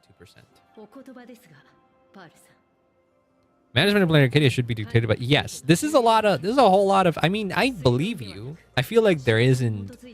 I feel like it's very easy to see the correlation here, but you can't just, like, go off of that. Go off of, like, a fucking probability. Especially because it's extrapolated. We need to bring him down properly. We need to, like, settle down the case properly. Because I feel like if you just go and fucking put her to jail, she's just gonna have something. Luring the supplicant with ill intent out of hiding. Daybreak Squadron? I guess it's Fullwish then. Is that what it is? Shouldn't we hurry and arrest her as soon as possible? It's not that simple. We've defeated her supplicant, yes. However... So... the Daybreak Squadron was the supplicant? All three of them were supplicants? How does that work? Supplicant should only be the one who wore the mask and participated in the games. Those devoured by my shadow can no longer lie or deceive. All three of them had worn the mask before. So if they were all supplicants, that means it's still possible for Fullwish to intervene. When the shadow devoured them, I caught a taste of something familiar. The taste of abundance that I devoured as a galaxy. What the fuck do you mean, the taste of abundance? That you devoured as a Galaxy Ranger. I get that as a Galaxy Ranger you serve the hunt, and the hunt's biggest enemy is the abundance. Yes, but what do you mean you freaking devoured part of it? What? Your shadow ate the abundance's flesh? Like, the actual Eon? Living in seclusion dulls one's senses? I should have realized it earlier. So no wonder Blade is here.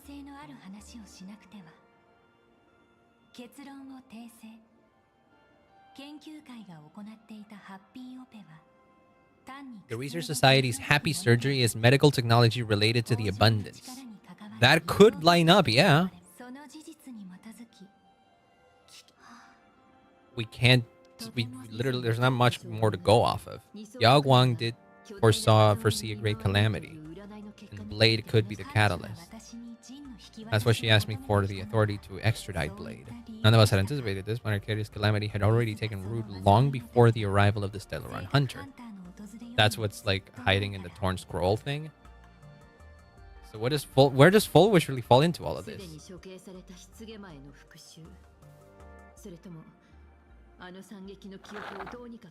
Yeah, that's like the thing that we don't really know.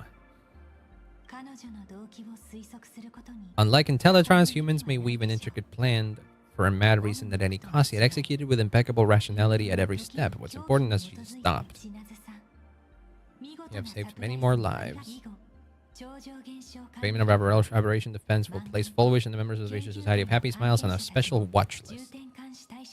Yeah, the problem is that Full Wish has a lot of power, a lot of control over the media, so you can't really do much. Pre-disaster measure is like a calamity level. We did see a document that specified all of that. Full Wish is not working alone. For normal people to be able to get an abundance transmutation, that implies far more sinister supporters behind the scenes. Who the fuck could it be? As the administrator, I beseech you, please lend your aid to help Lynn Arcadia through this crisis. It's escalated beyond mere rivalry for the Ionic game. Full Wish's conspiracy has crossed the line. I should have read this mall sprint and this vacation. Yeah. Honestly, yeah. With how the universe in Star Rail has been going, there was no ways that the Ionic games here would have been just a small little side quest. Oh boy, the abundance is involved. This might actively have something to do with the greater Aeon War. Holy shit! Won't allow the tragedy to repeat itself. There are maybe even greater conspiracy behind all of this. Yeah. This is, again, I'm telling you, this might honestly be something related to the Aeon War. I'm starting to think that whatever's going on, whether it's Aha's own involvement or, well, maybe, holy shit, maybe now the abundance being here, this might all just be some sort of part of the big Aeon War. Old scars and fresh wounds to set. I need to read freaking Ashvale's lore. I feel like there's a lot of answers to be hidden there, but I'm not gonna pull for him, so I'm just gonna go to the wiki. Now then, I want to know is that if and when Pearl becomes playable, because she was supposed to be playable in this patch, but due to the time constraints, they moved her around. I wonder if she will fight using that brush. That giant brush is cool as hell. The seed of abundance planted by Full Wish must be uprooted and eradicated, so she will share info with Yaguang.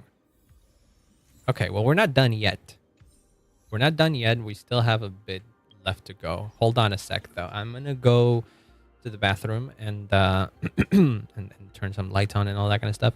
Give me 1 sec. I'll be right back.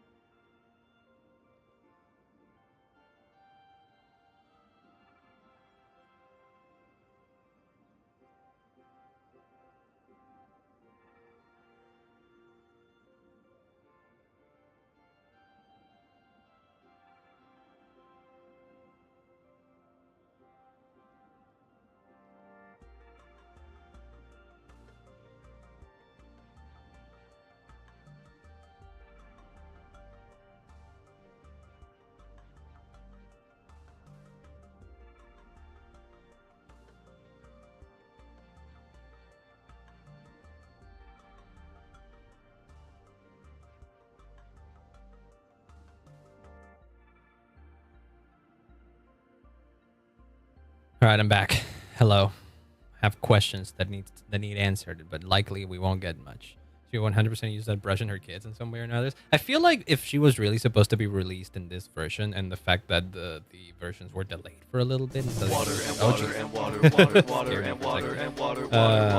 yes, I am. I was literally serving myself some water while he sent that, Star Wolf, and I have you know. Because you kind of startled me, and because I wasn't looking at the screen, I kind of spilled a little bit of it in my desk. It's fine. It's not a big deal, but still.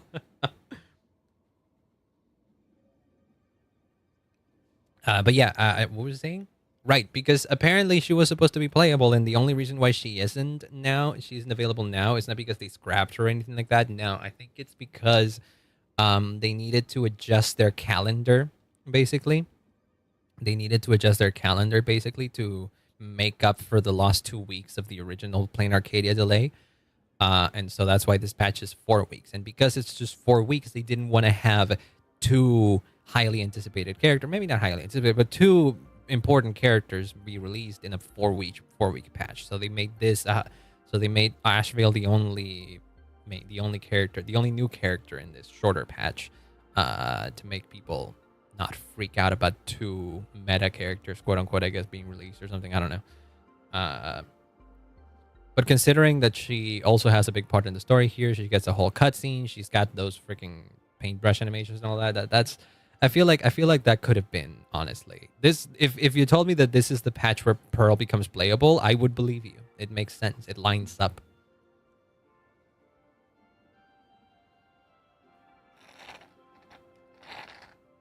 Oftentimes in the in the patch where a character becomes playable is because they have some sort of role in the story, big or not, they have some sort of role in it. Hold on. A little towel here. I'm gonna dry off a little bit of water that I spilled. Water, yeah, that's my hydrate redeem. Dare I say, one of the better hydrate redeems out there that streamers have. Mine is like interactive. Mine actually has something going on screen. It isn't just, hydrate, you dumbass. But yes. What was it? What do I want to do? What do I want to say? I was thinking back at previous patches. In the one part of Emphoria's was pretty much like that. Whenever a character did something big in the story, they became playable. The first playable characters from Emphoria's were Aglaia and the Herta, right? The Herta wasn't very involved at the beginning of the story of Emphoria's, but she did have one whole section solely for her. And Aglaia was one of the first Chrysos hairs we meet, and basically the one that introduces us to the concept of that introduces us to Plain Arcadia as well. So Plain Arcadia, to Emphoria. So that made sense. The second part of Emphoria's was Maide, and I forget who the other character was that released alongside Maide. But Maide was also a big part of the second patch in Emphoria's. It was Maide, and who was the other one? It was a new character as well, was it not? I need to look at the banner history. Hold on. Star Rail Gotcha or something. Not a warp tracker. Here. Like Pearl care. How do you rate Pearl's looks as a character? I like Pearl. I like her design. Like, she's pretty. Don't get me wrong. I like me when the robot characters or android characters or whatever the fuck have like clearly defined human features, I guess, but still retain the fact that they're mechanical. Like I never even noticed that her knees are literal shells. That's pretty freaking neat. Yeah, her design I think is really pretty. That being said, I wish she was wearing something a bit more interesting. It's her outfit that I have more of an issue with. Let me see if I can find an image. You see this? Oh yeah, this is one. And then what's the other one? What's the other image? This is another one. This is also another one. Let me see if I can find this one. I don't know why this one says Doki Doki cosplayers. Okay, here we go. Here's the full image. I wish Pearl's design was closer, specifically her outfit. I wish her outfit was more like this, which is her original. In the original, what was it? In the original, she first showed up like this in the original Stonehearts trailer. Because this black dress would still has like mermaid motifs because it's got the long skirt, the way that the dress splits up like this straight up just still looks like a mermaid's fin, like it's a mermaid tail, I guess. Well, it looks like that. She still clearly has the mermaid motifs. I wish it would have been this, because like we've seen other visuals, like this is her. Again, I have a weakness for women in suits, okay? And this is basically that. She's like refined, elegant, and still clearly mermaid motifs. And then this is the last look we got of this suit thing before they went and just completely gave her a different outfit entirely. And I don't know. I wish we could have gotten this instead of the actual design. Not that her current design is terrible. I just prefer this. That's like the one thing that that kind of like I was slightly disappointed about in Pearl's design. But other than that, she's great. She's pretty. I like her. I do quite like her. Wait, would I have this thing open? Purchasable skin. It'd be great if that were the case, but Hoyo with Star Rail has been weird, man. They have so many outfits that they could have done, they could have released as like either purchasable or for free, but they just refuse to do them. I don't know why. It is the weirdest thing.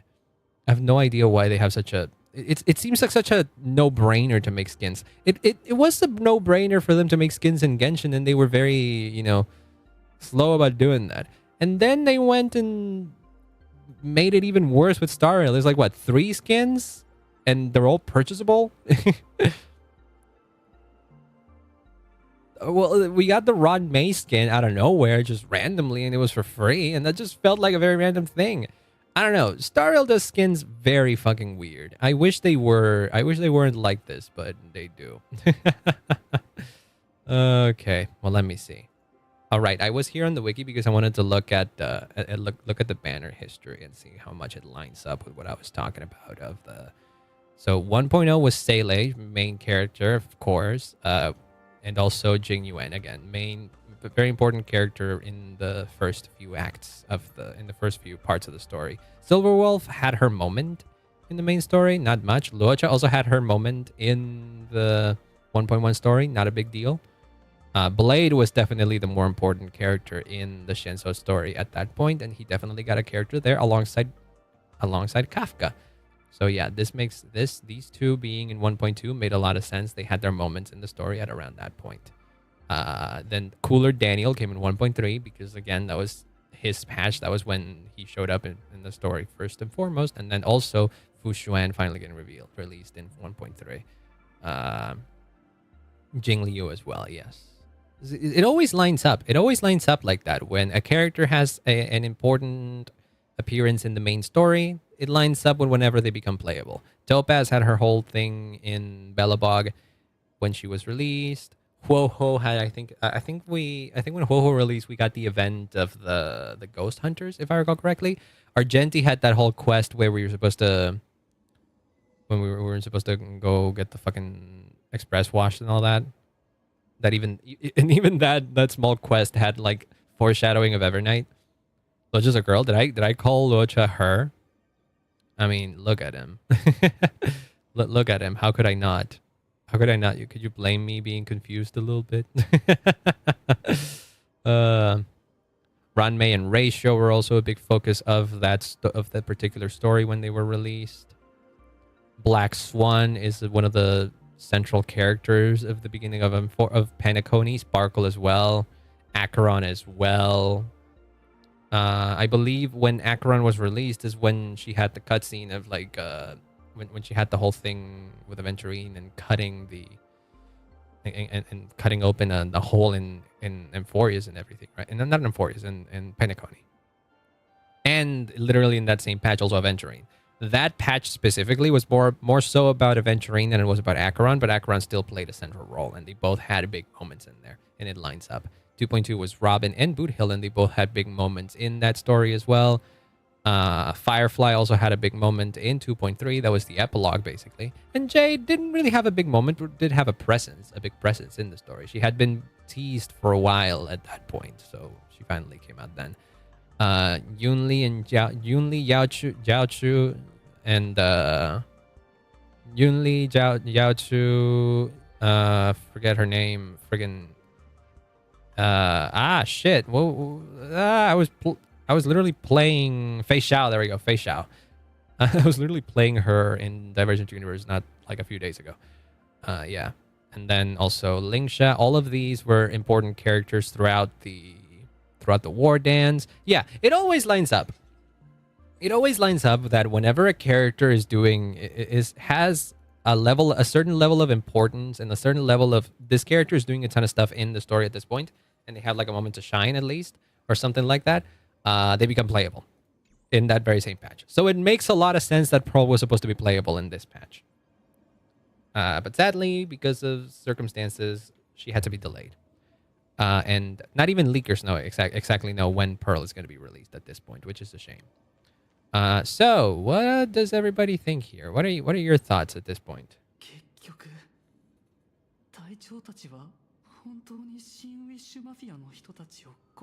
Yep. It appears to be the case. I have no evidence about this, but I trust Ashvale, I guess. I do guess I trust him. It's been 15 years since my life turned into a montage of nightmarish amalgams, and it's still going. You need to rest. Get out of the get out of the happy smiles thing. You must know now. This is not the same as playing a hero on a stage. Nope, this is real shit going on. But you may be a regular person. You may be a regular guy. Yes, you may be just a regular guy, just an actor.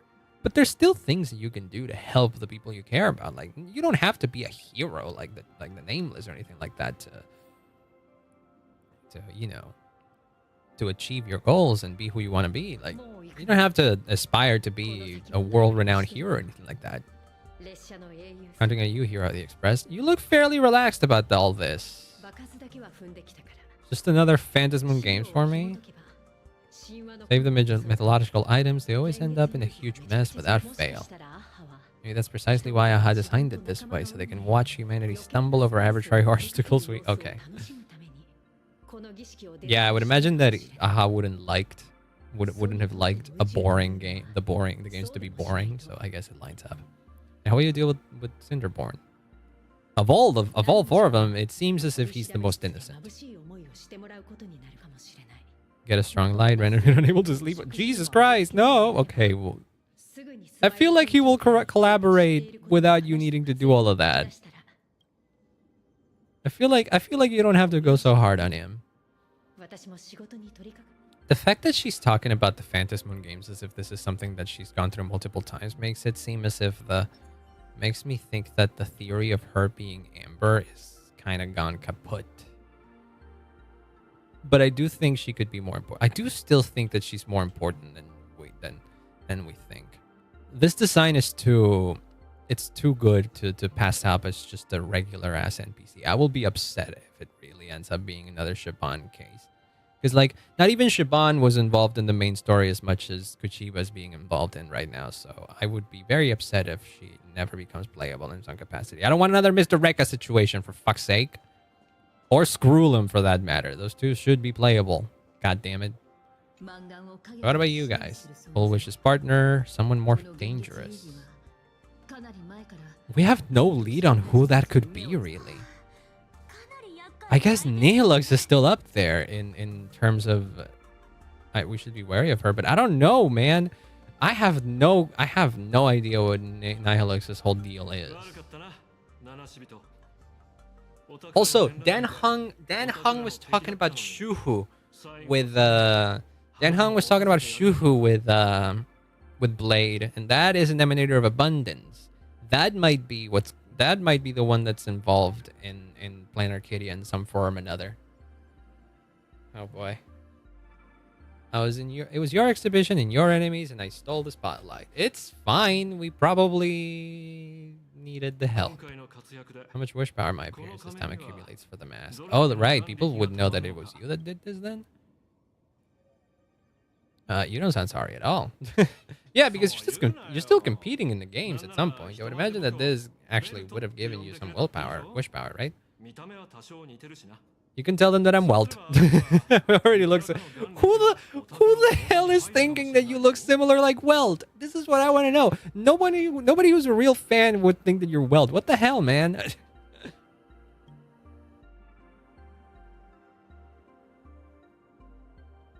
Have you had dealings with the Shenzo before? I mean, those are the only other people that follow the hunt that I'm aware of. Fought side by side, I know a few faces, but the honeymoon phase never lasts. I heard some of theirs were looking for me before I went into my last cryo sleep. Cryo sleep? Oh, is that why you were in a fucking... Is that why you were in a fridge? Oh. Counting on you to keep this a secret. And where's your monkey? What the fuck was the whole monkey deal? What was all that about? We never got an answer for that. What the fuck?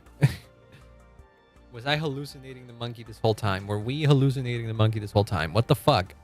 Are they not going to explain that?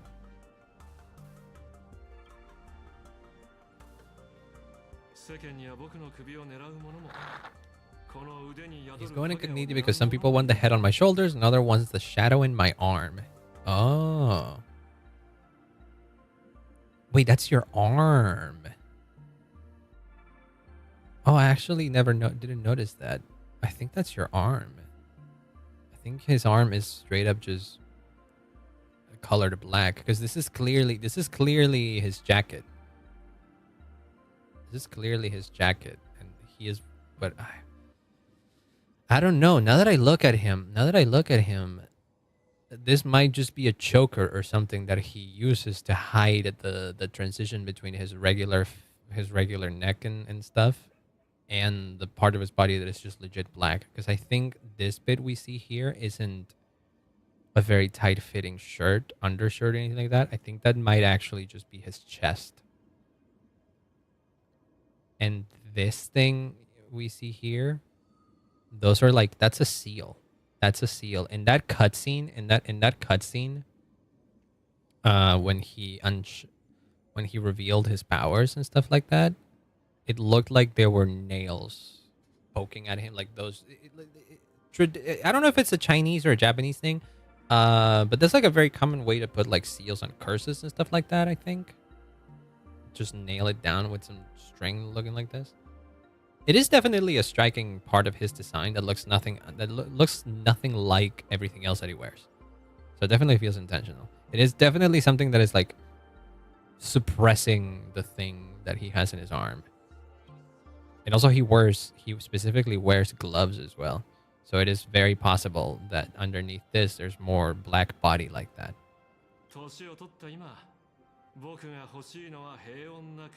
Yeah, I don't think this is part of his shirt or anything like that. I think that's just his arm. And he maybe disguises it with this gray bit, so it kind of looks like it could be his jacket or something. I'm old. How old are we talking? And so will you continue to participate in the games? No, I'm just curious what your whole deal is going to be now that I know more about you. See, this is what I mean. This doesn't necessarily look like a shirt or something. It's very tight-fitting if it is just his shirt. Because like usually you won't. Usually when someone wears like a tight undershirt, you wouldn't even be able to see the like this mark in the neck and stuff like that. I feel like this is just his body. This is just kind of how his body looks like. He's an armless suit with a cape. Maybe. I don't know. It wouldn't be the strangest piece of clothing that a Hoyo character was ever designed with, honestly. uh, just trying to make sense of his outfit is kind of... It gets harder the more you look at him. I think he looks cool overall, but this is something that happens a lot with Hoyo designs. I feel like at a first glance they may seem cool, but then the more that you start to look at the details of their characters, you might start to notice that maybe they're over detailed at some point, and maybe they could have held back on many things. But yeah, because like sometimes it makes character design confusing to look at. Because I feel like these designs on the jacket, for example, are largely unnecessary, or like these flames design. Yeah, I don't know. Maybe this wasn't the thing that they needed to do for his design to like stand out. I don't know what this is. What the fuck is this? Is this band supposed to be like? I generally like Hoyoverse designs, but the more I look at them, the more I find little quirks that irk me. But I choose to ignore a lot of them because I still think that overall they look cool. Like I don't mind the characters being over designed at times because they never felt. I don't think there's ever been a Hoyo design that I would acknowledge that a lot of Hoyo designs are over designed, but at the same time none of them had like been repulsive to me or anything like that. Male or female, it's not even a thing. It's not even related to gender of the character. No, I just tend to like all of them design wise. But yes, I do acknowledge that there's some design patterns, I guess, that Hoyo likes to use that don't always land. An even greater prey joined the game. She could be small fry by your standards, but in terms of viciousness, she might surprise you yet. Wait, she? Are you talking about Silverwolf here?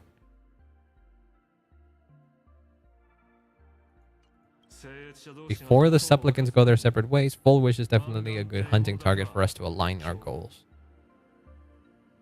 I love that one of the options is Avenging Scott. I will defeat Full Wish. I'm not even mentioning him. Remind me of a young man. What the fuck? Hello? Tiernan lore? He was a Galaxy Ranger, was he not? I'm pretty sure. Yeah. Wait, no. What? Wait. Tiernan was the guard of the Astral Express. Yeah, we have. He became a Sin Thirster, the one that Acheron. Yeah, Acheron went to Penacony originally to fulfill Tiernan's last wish, basically. Why do you know he wasn't a Galaxy? He was a Galaxy Ranger? Was he the... He was eventually rescued by the Galaxy Rangers. And on the 8th day.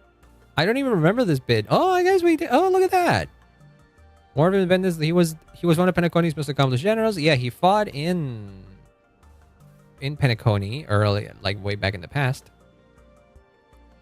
While reopening the Silver Rail with the Lamp Moth family during the Civil War, he was ambushed by the Swarm and vanished. He was eventually rescued by the Galaxy Rangers. So I guess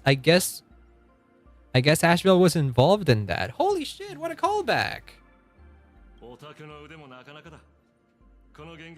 Would you be interested in joining the Galaxy Rangers if you're still alive by the time the Phantasm Moon games conclude? I'd rather follow Tiernan's example. He was a nameless. Yeah, senior member of the Express. I will follow in his footsteps. Being a ranger holds little appeal, really. It is a path of loss, suffering, and vengeance. Oh well, young nameless, but you never have to tread the path of a ranger. Yeah. I wanted to know what the voice line was, what the line was if you ask Ashvale about Rappa and Boot Hill. Hold on, let me look it up.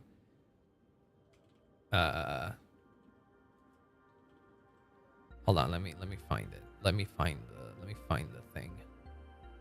Honkai Star Rail Wiki. What is the name of this mission that we're on? Real Holy Laughter or something. Real Holy Laughter. Well, that's the one that we're on right now. Echoes from a Somber Empire is the one that we're...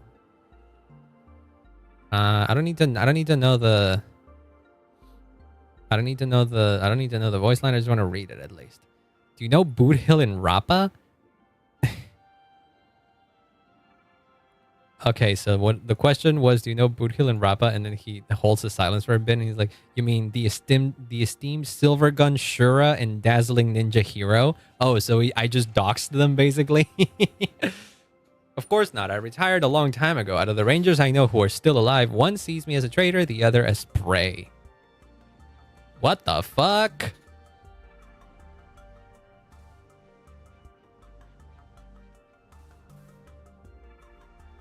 Silvergun Shura and Dazzling Ninja Hero. But like, I don't think either of them would be that.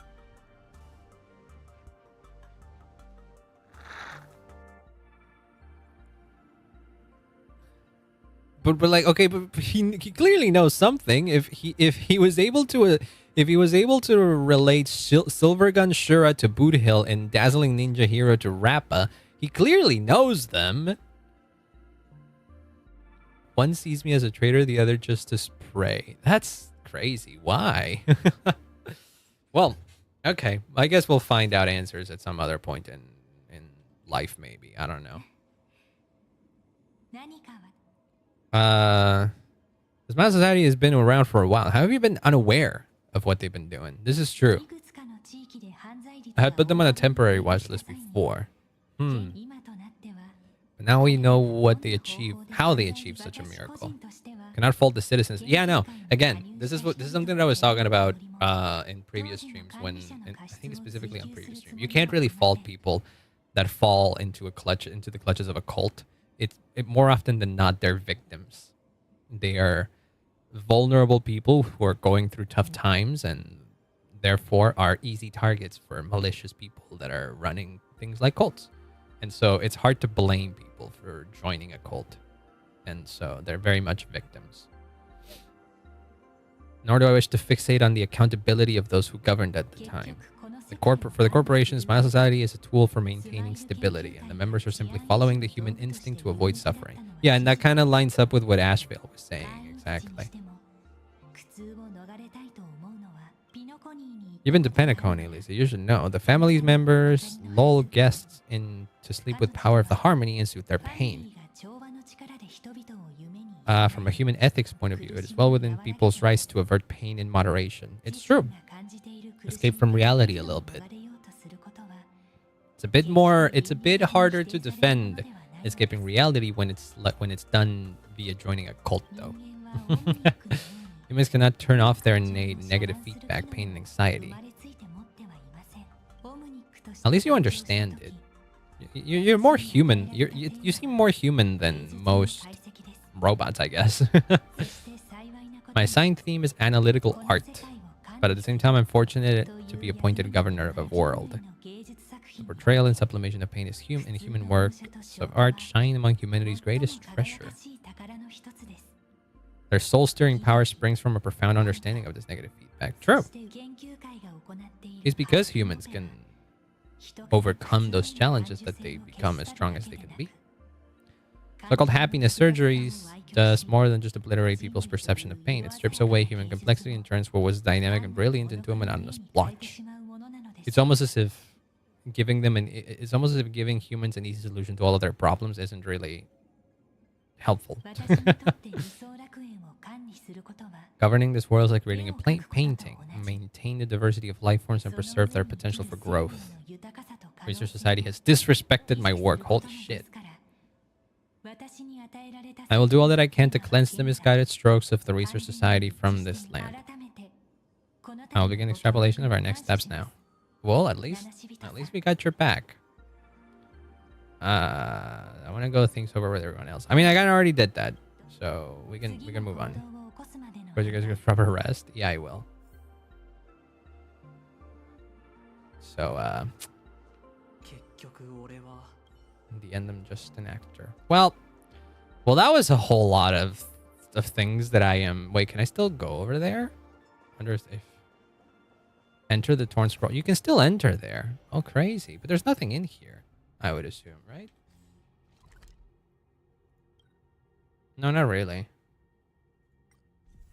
Like a cloud station, Prolixar, Glee, Gloom. No, this isn't even a part that's in the Gloom area of Plain Arcadia. I haven't really explained what this means, by the way. What do you mean there's part of Plain Arcadia that that you would call Glee, and then another that you would call Gloom, and that's where the Phantasm Courtyard and the World's End Tavern is. What is that supposed to mean? That feels like an important detail that hasn't really been explored much. I'm glad that we can come back here, though. This is a cool place. This is a cool looking place. If anything, just to like witness. I don't know. I feel like this is a good spot to pull for what's his face? For Ashvale if you haven't. Either that or like the office where he wakes up. I don't know if you could do that. I don't know if it's possible to see the fridge where he was sleeping. That also would be a good spot to pull for him, but I don't know if you can find it.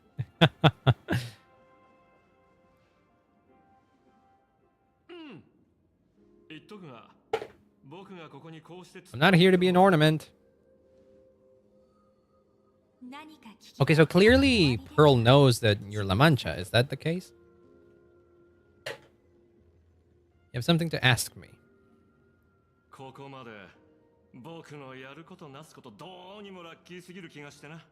I've been in a lucky stream, be it Full Wish or Magnus, the leads gained sentience and came to me one by one. That is odd. Are you manipulating something behind the scenes? I'm beginning to think you're behind it at all. Yeah, that's what I was thinking. You tasked me to investigate the society and protect the Astral Express, which led to me unleashing my shadows on those people. Just so you can confirm your hypothesis. Had everything planned out since the beginning, hadn't you? It would not surprise me. If I answer yes, would it wound your ego? I don't think it would hurt his ego. No, I think it would just, like, change his perspective on some things. But also, yeah, it does kind of make it. It would make him feel like he wasn't being such a good detective, specifically.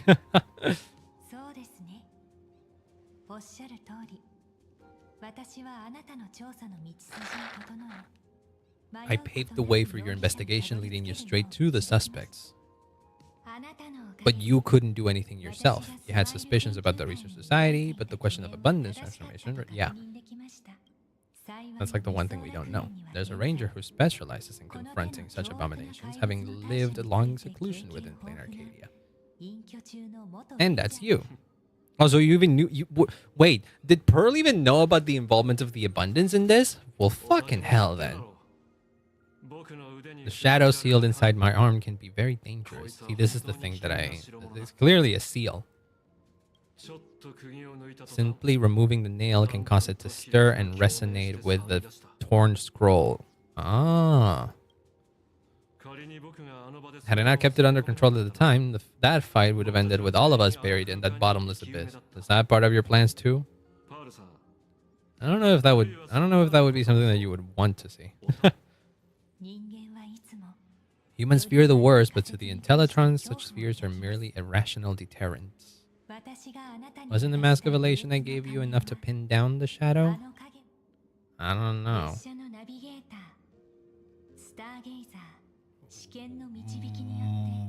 What? Gift you found through the guidance of the Express Navigator, Starseer Icy. His name was Icy. Wait, wasn't this guy also mentioned in one of the Plain Arcadia trailers? Wasn't this guy one of the past winners of the Phantasmoon games? Shadow that devoured the Swarm and Lord Ravager Zulo 10 Amber eras ago. Devoured the Swarm? Like, the totality of it? Oh, no wonder you were old then. What the fuck? Who was Lord Ravager Zulo? Devoured Shuhu, the emanator of abundance, hundreds of years ago. This is what I was talking about. Abundance, and then the other mention of abundance is... What the fuck was that What the fuck was that? Is this music? You won the bet. You sure know a lot about this. My ethical parameters prohibit engagement in probabilistic gambits. I operate by acquiring sufficient information to ensure zero margin for error. Okay, in retrospect, this has nothing to do with what I've just found out, but in retrospect, it makes a lot of sense that Asheville was seeming more competent than normal. He was just being led exactly to where he needed to be by Pearl. I thought that it was something weird about Asheville, and it turns out that it was just Pearl's manipulation. But at the same time, there was something weird about Asheville.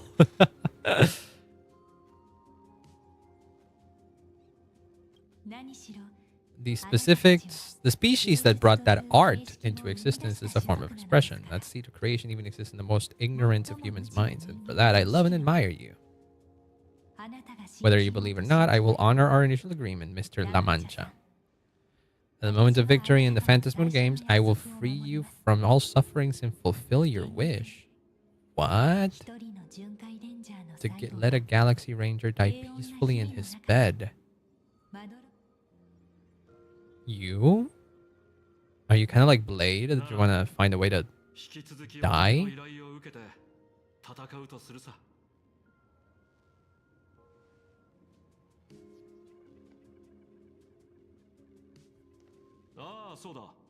But what confuses me is that if Ashevale somehow consumed, if the shadow within Ashevale had consumed Shuhu, the emanator of abundance, why did Dan Hung bring it up when talking to Blade?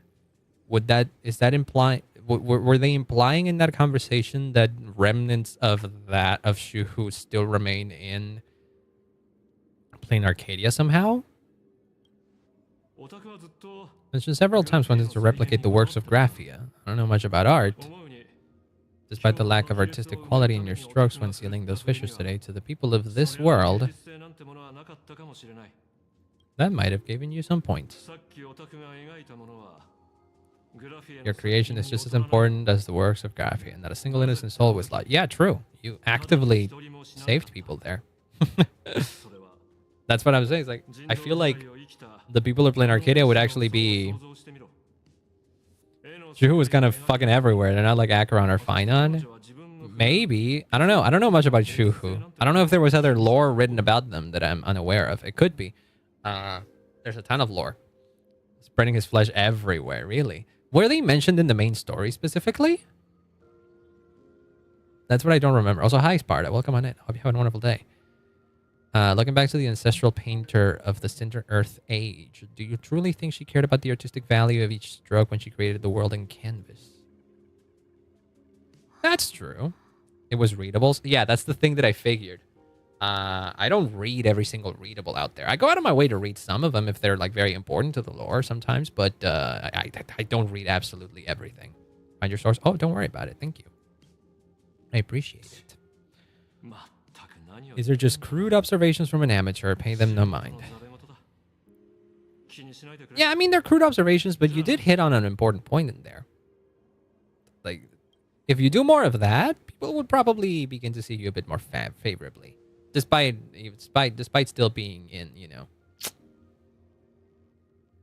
the IPC and stuff. Okay, now give me my Nihilux scene. Give me my obligatory Nihilux scene to end this fucking quest. You guys are standing right next to a fucking chest that I never opened, and that upsets me. Hi, Silverwolf. Hard to believe I came back for you, especially after learning you wanted to sell me out to Pearl. 6.1 billion credit rewards have disappeared again.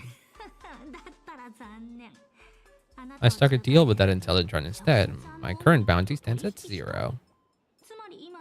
What? That's not what happens in the trailer.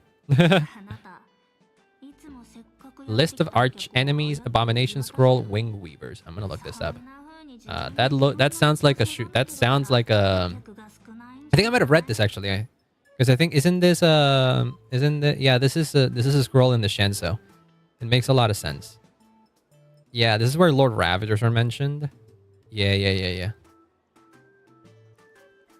This is like one of the earliest mentions of Lord Ravagers. I remember, yeah. She just increases her bounty up after that. Yeah. Yeah, Sephiroth, Selenova, Iron Tomb. I think, wait, were these? is a series of readables. So they're in the Seat of Divine Foresight. Yeah. These have been mentioned for a while. Sephiroth, Lenova, Iron Tomb.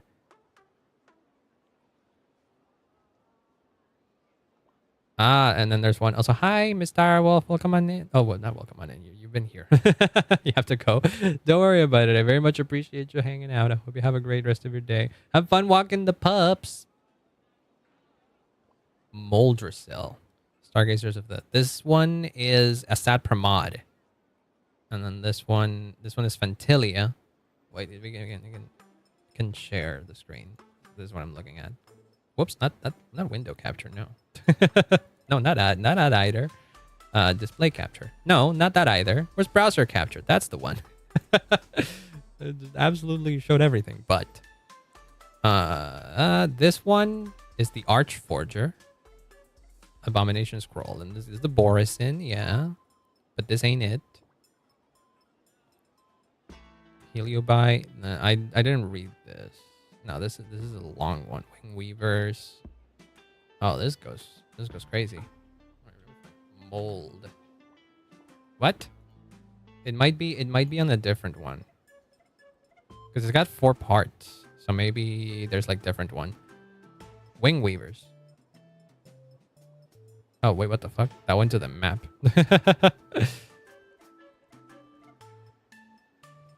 Why does the Star Rail wiki have the ZZZ logo? Is this a leftover from... Oh, this must have been the leftover from April Fools. Wing Weavers. Let me find it. Oh, that's a lot of one. Hominids. Wing Weavers are ancient and established foes of the Alliance. Decided that they reside in a living tree-shaped world named Moldrasil. There's a Cloud Lords. The Sovereign, and that's primarily... Sail. Wing Weavers invaded the Shinso fleet during the Second Time War. Is there really a mention of Shuhu in this?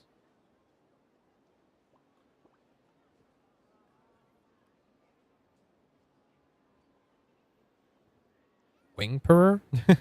I'm pretty sure the Wing Weavers are like the little flying boys from the destruction, right? Are they not? Oh wait, here it is. The Wing Weavers allot their positions in Moldrasil strictly according to their social structure. The one residing at the topmost branch of the Holy Celestine Nest, the Wingperer of the Wing Weavers, traditionally he or she is considered an emanator of abundance. Wingperer. They're an NPC. They were said to be an Aeon emanator of abundance. What? Have they been just mentioned?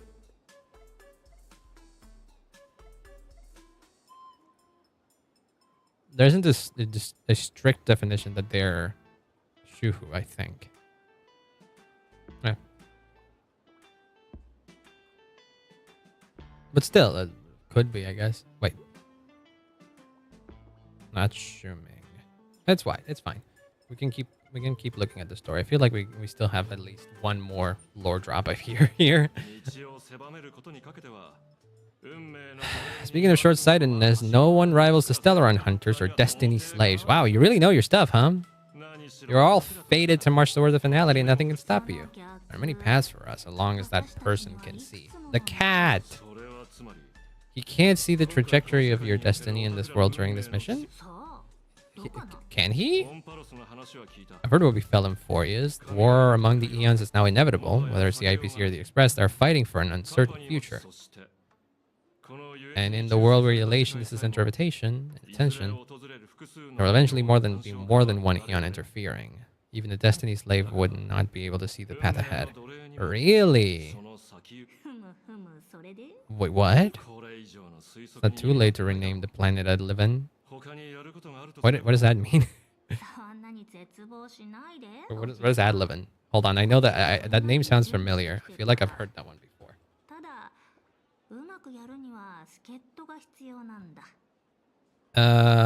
It was a planet in the Advalin system where Nanook, the Aeon of Destruction, was born and as the world fell. Oh, okay.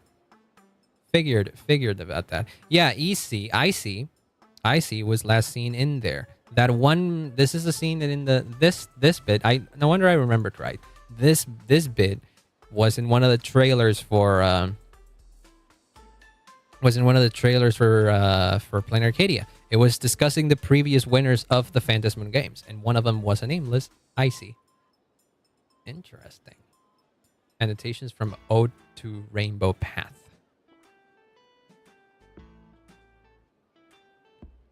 It's like right after Akavili's fall too. Yeah, because that's literally the same kind of the change history. What the fuck? No. Annotations from Rainbow Path here. I see. This is a different one. Yeah, I don't remember reading this one. Santus Medicus is the blade author.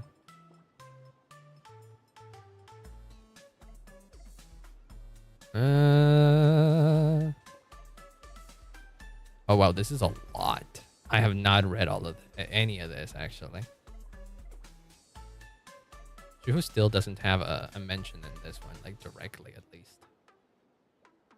The search is working, right? Oh, it's because I'm trying to find whole worlds. Words. I'm supposed to find. No, it's still not there. Run into the Omen Vanguard. I also don't know what the Omen Vanguard is. You'll see that my knowledge of lore in Star Rail tends to be smaller than in Genshin, for example. I'm more aware of every faction in Genshin than I am in Star Rail. Star Rail's lore is a lot more vast. That's the thing. So I tend to have a lot of gaps in there.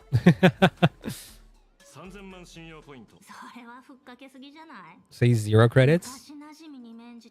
I don't think it's gonna work like that. I ain't your friend. Him? Oh. Well, hello, Blade. Oh. Or rather, your previous name. You know each other? What the fuck? How do you know each other? Why is Yao Guang in here? How did she get here even? Why is Sunday's bird still in here?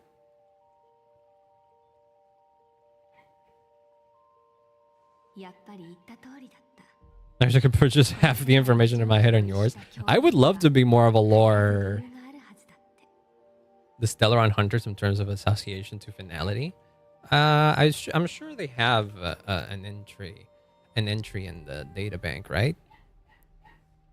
Founders is IC implied. Cosmodesy reports Sentinel of Time. Wait, Cosmodesy? This was revealed in that fucking... in that New Year's event? Was it New Year's or anniversary event? Damn! That anniversary event had so much lore in it. Holy shit, I keep finding out things that are, like, very important to the overall lore, and they all point back to there. Yeah. They decipher murmurings of Terminus. Wow.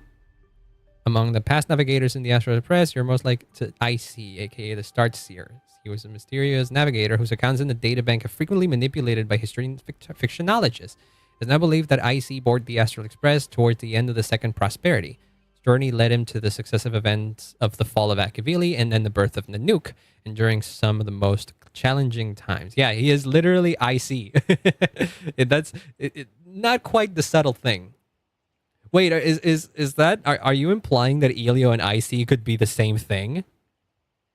Is that what the theory is? I dig that. I dig it. I do dig it actually. I'm not a theorist, but I could see that being somewhat related. Yeah. Very closely tied. Yeah, for sure. Number of the Nameless left the Express. Different groups following the Trailblazers were also embroiled in internal conflicts. IC was barely maintaining the connections between the worlds. It is rumored that at one juncture during this extensive solitary voyage, the crew dwindled to just 2 members. However, this was closely followed by the heroic years of the Falcon Amundsen. This was another. Gotta go. Oh, don't worry about it. Hope you have a great rest of your day. Thank you so much for hanging out. What? He was also a navigator. Amundsen was also a navigator. Issei left the Astral Express after stepping down from the navigator position. During the same time, the Omen Vanguards began to appear in the universe. And Omen Vanguards are a faction following Terminus specifically. They're dedicated to deciphering their muttering. And here, I'm going to put the browser capture back on. Vanguard tried to stop catastrophe in a local scale. Alias looking at it universally. Yeah. Yeah, specifically. I can see that. They have garnered seemingly positive reputation on the universe. Okay, so they're like the good guys that follow the finality. Databank Penacony location. IPC broadcasts. Some still choose not to listen to the Omen Vanguards, and despite their numerous efforts, the faction fails to prevent every calamity.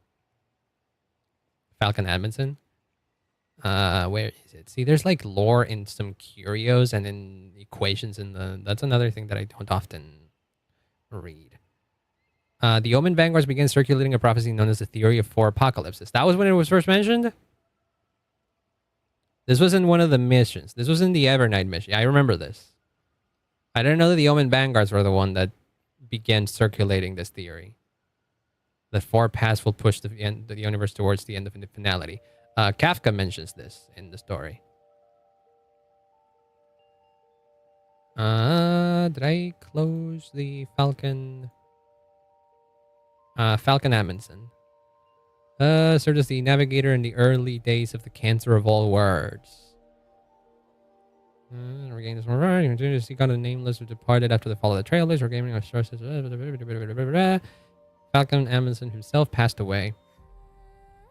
Kafka mentioned it to us, but the Vanguard figured it out. Yeah, clearly. Who gave it his hat to... Oh, right. Right. He was the basis for the cartoon character Master Hat. Did he give his hat to... Did he give his hat to Mihail? Yeah. Yeah, I remember this. Yeah. You're right. Now I remember. Yep, exactly. He wasn't just randomly mentioned in an event. No. He was mentioned in the story. Been a while since I played Penacony, so forgive me for having missed it, for having forgotten this small detail. So basically, the hat that the Trailblazer has right now in the Harmony, it's his hat. Fucking Luffy's straw hat is basically that. Oh, that's great. Fucking Roger giving the straw hat to Shanks and then Shanks giving it to Luffy. Well, this is basically that. Oh, that's cool. That's cool. I've forgotten about this bit. I've forgotten about that bit. Thank you for reminding me.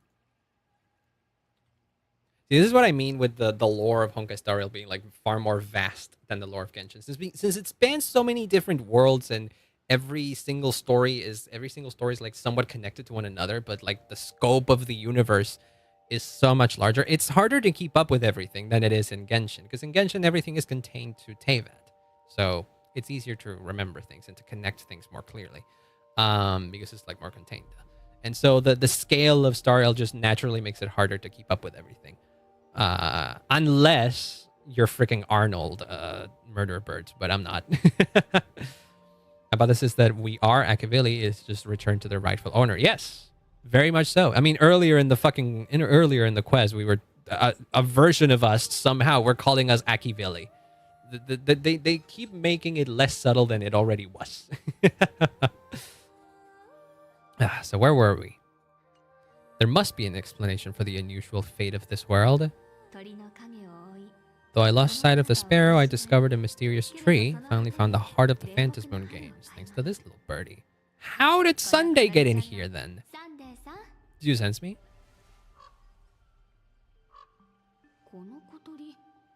What happened to Sunday? Should I be worried? The fucking guy from the Super Sentai guy said they took care of one already. Where's Sunday? Did something happen to it? Had his weapon? How? It just has the powers of the Harmony. Don't worry about it.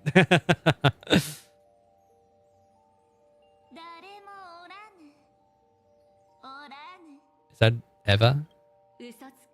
I saw a pretty girl riding here through the bird's eyes. Who are you? None your business. He's railing Tingyun right now. I mean, if he is, good for him. But I just want him to be fine, man. That's how it's gonna be. I'm done playing nice here. Oh boy.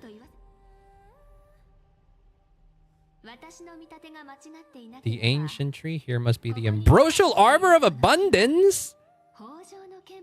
What?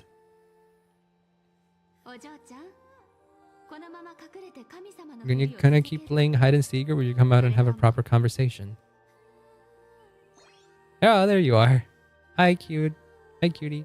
It makes so much sense that this tree is freaking pink. Should be pink. Should be pink. Come on now.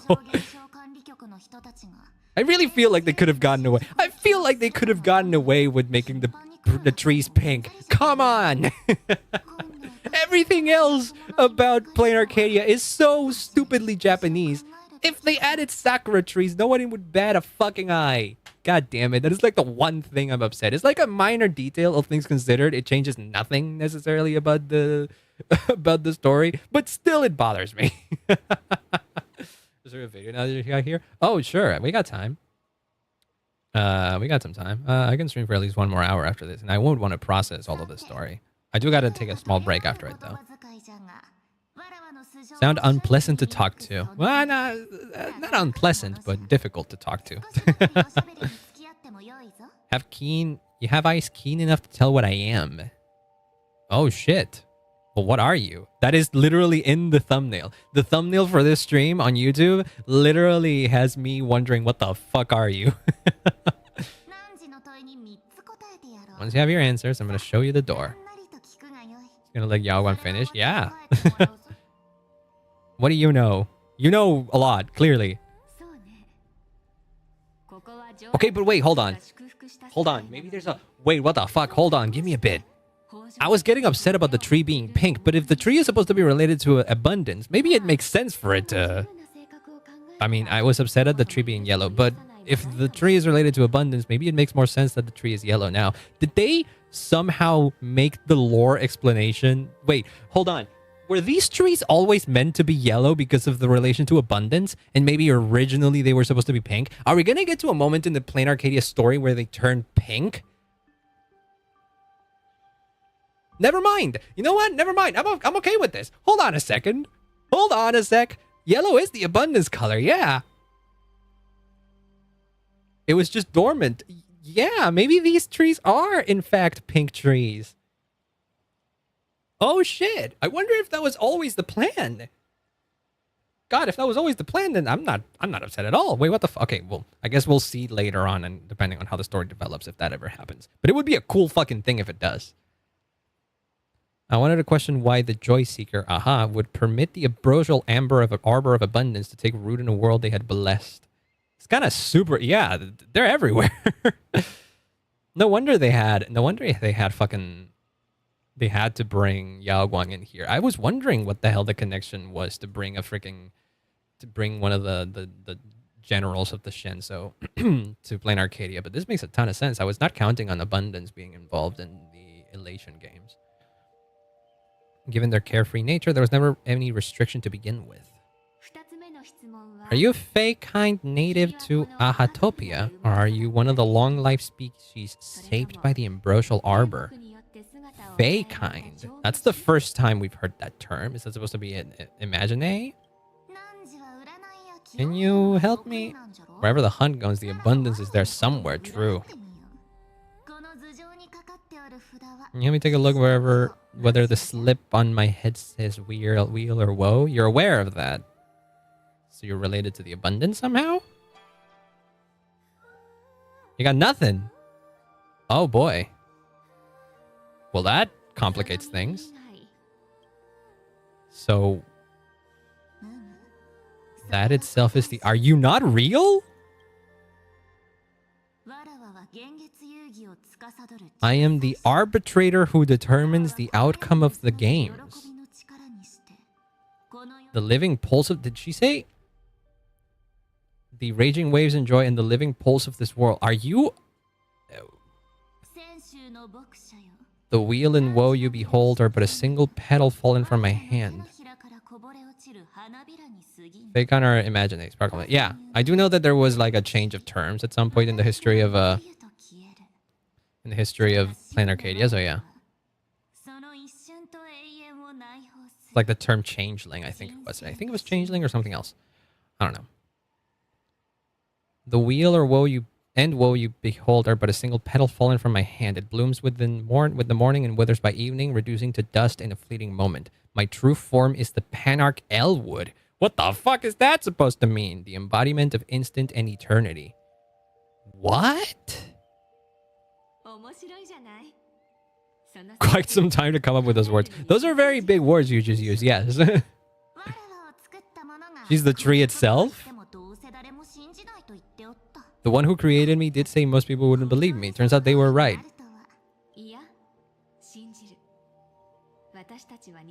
For many do not trust the words of a diviner. Besides, no wheel or woe has befallen you, which means your fate cannot be determined like that of ordinary mortals. You're not the first one I've met in the conditions of my arrival here. That's what it implies? I mean, maybe. It does explain that how whenever she shows up, the tree is involved in some way. When she disappeared earlier on in the story, she disappeared behind the image of this tree.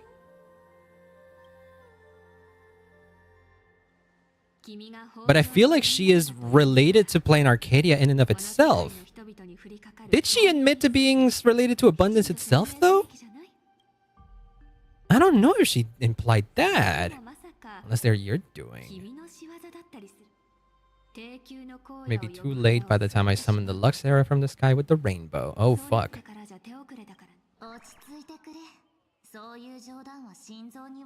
I think she's trying to fucking stare holes in it. I know. She's trying to get answers because Eva's being, like, vague. When you suddenly speak of the great wheel or woe and interrogate me, I get confused too. Isn't every rule and every variable in the Phantasm games dictated by the impulse of some god? And she specifically said the one who created me. Okay, well, okay, here. She specifically said the one who created me did say most people wouldn't believe me. Turns out they were right. So this implies that she was created by an Eon. So that opens up the question whether they were created by I forget the name of the Eon of Abundance or Aha. What's the name of the Eon of Abundance? We know their name. I forget. As for the brewing storm, interesting that you yourself mentioned storms. Yaoshi, thank you. Whether the turmoil once again is the result of the laughter's mischief. So you're just not going to answer any fucking question? Oh god, I need to go pee. I really need to go pee. I thought that would be the end of the quest, but at least it's the end of that story. Okay. Give me 1 sec. I'm going to go pee, and I'm going to finish this in a bit. Hold on, I'll be right back.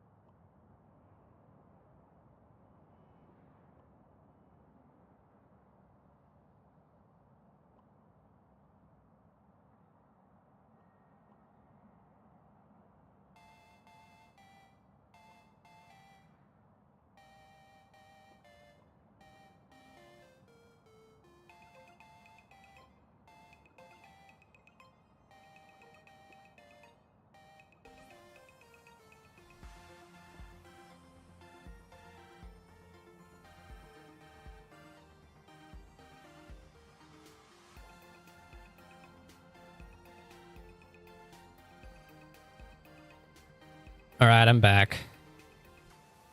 I'm back. All right, I needed that. I have this thing that whenever I get locked in on something, whether it's like story or anything in particular that's going on and it keeps me like engaged, it makes me forget to do things that I have to do. And on stream, that ends up being the case that I'm too locked in to remember that I gotta go pee. I shouldn't do that. I shouldn't be like that. I should take proper precaution with that. I shouldn't wait until the last minute to just go do the thing that I gotta do. But when the story locks me in, the story locks me in. God dang it. All right. Well, yeah, this day was weird. Growing crisis in our hands. It's not over yet, March. Don't worry. We still got way more to do. Still way more to deal with. User society is insane to meddle with the power of the abundance. There's no telling how many have already undergone. I get super obsessed too. Yeah, I mean, it's hard. It's not hard not to. Depending on the kind of personality that you have, maybe, or depending on your specific interests when it comes to like world building and storytelling, the fucking Hoyo games are a great thing to get into, man.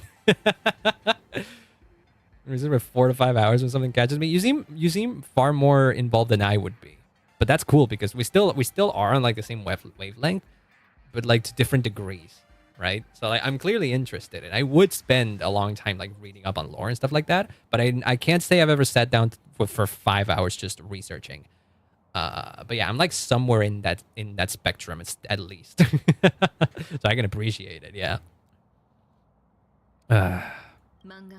Foolish witnessed the tragedy caused by the Herald of Death 15 years ago, and now she herself has assumed the dreadful mantle. Oh boy. I live in Herta's office. It would be a good place to live if you're a lore head. Also, hi Spion, welcome on in. Hello.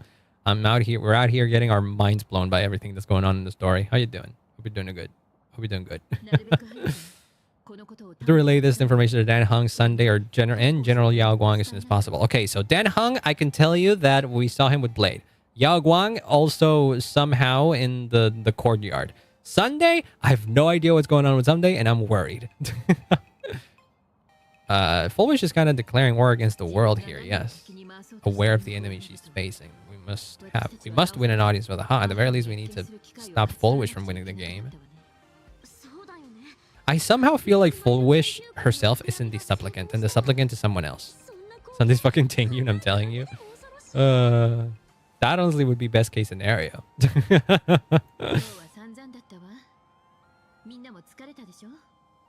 Get some proper rest. I'll go meet Welt back on the express. I don't know. Staying outside for some fresh air. Heading to the streets for a walk. I want to go with Himeko. Can I go with Himeko? The vid? Send it, but I want to finish it. Oh yeah, you can't send the link. Right. How do we do this? You can send the title of the video and I'll look it up. Oh geez, there's a lot of people going crazy, huh? The moon was landing. No, don't tell me that the moon is about to fall down now. What the fuck? The moon was laughing?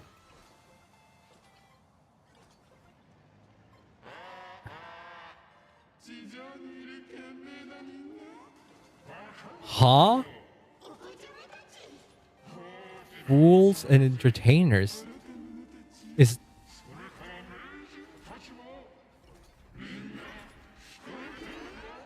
Yeah, that has to be Aha itself, right? Themselves, right? I mean, it says the Phantom Moon. Something's definitely wrong with it. There is one more line. There is one specific line in the trailer that I remember that has not been uttered yet, and I think I know what it is. I think I know what we're about to witness here.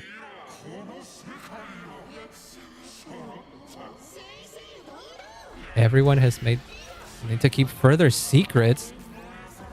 What begins as a spark must grow. That's Fulwish. She was being interviewed at the moment. That's Sunday. Oh God, thank God. More than a fleeting minute to become the true permanent Aeon of Elation. Yep. Huh? I feel like they should not have put that line. They should not have put that line in the trailer, okay? I I'm always upset a little bit of how spoilery Hoyo tends to get with their trailers, but I feel like that line of all things, that line of the winner of the Phantasmoon Games will become the new path of the new Eon of Elation. I feel like that was something that they should have held. They should have held back. They can. Oh yeah, no, they mislead a lot too. Yeah, but in this particular case, they just straight up didn't. They just revealed that last bit immediately. Expecting this to be misdirection even by a ha. That's true. It's hard to trust what the Aeon of Elation says. But I don't know. Considering what's been going on and what's going on in the greater universe of Star Rail, it would not surprise me if this is something that Aha straight up wants to do. Maybe not necessarily make them the new Aeon of Elation, but at the very least, or maybe make a new Emanator. I don't know. It feels odd. Severe doubts Aha would go against their Prima Mobile. What would be that? Is that related to what was it? What the fuck was the name of Cypher's thing? Maybe a death sentence. Yeah. What was this? Department of Aberration Defense. The battle is concluded. Department of Aberration Defense will release the current wish power rankings. We have that? Uncalled supplicants and their correspondence masks is currently restricted. Ranking 5th, Sparksy called. Daybreak Squadron called. 3rd, Pearl yet to be called. After the Sparksy incident, Sparksy's mask was temporarily taken away. Getting called out in pub. Where's my rank? With enough believers, lies become reality. What? Silver Wolf! What are you doing? How did you do that? You have been found ineligible for the Phantasmoon Games. Your raccoon mess has been banned. Banned to be lifted on March 25th, 2099. I got banned? This is Silverwolf messing with things. Yeah. She just hacked the actual fucking UI of the game. Things are about to get dicey. Stellar and Hunter Silverwolf. She will join the Phantasmoon Games. Oh, really? She's only joining now? Isn't that a bit too late? Made yourself wait. Silverwolf? Well, shit. She can just do that. Yeah, I guess so. The second ranking is Ashvale called, and the first I'm ranking number 1, baby. Okay, that's good. More ranking information coming up in the next update. Well then, we're just gonna move past the thing that we were just gonna move past that bit, I guess. We're gonna the latest Arcadia alert. Oh, this is all the right publish, I guess. Oh yeah, no, Ashvale. I'm telling you, I was not surprised at the fact that Ashvale got popular there. He called upon the skyboat. Yeah, fucking. What the fuck is the deal with the monkey though? That is the only thing that I'm confused about here. Exposing the magazine's former president. Oh boy, Bana. For Bobo gossip. There's a ton of these things that I want to learn, that I do want to read, but like I guess not now. For Bobo freebies? Oh, yes please. 3 levels. I'll take that. Ooh. Got a new phone background. I think the thing we gotta look at is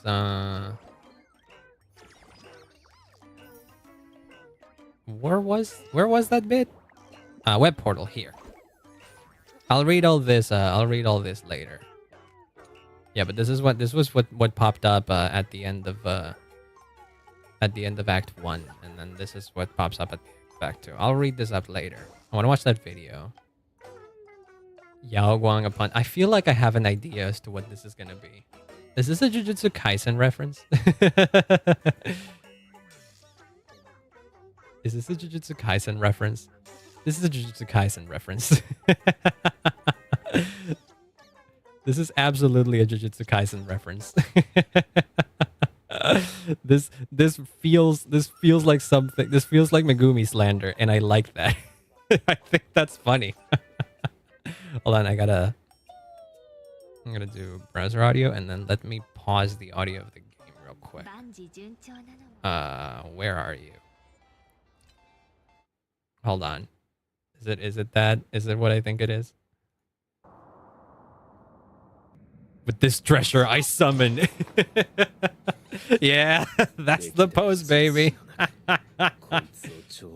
Oh my god. This is very well animated too.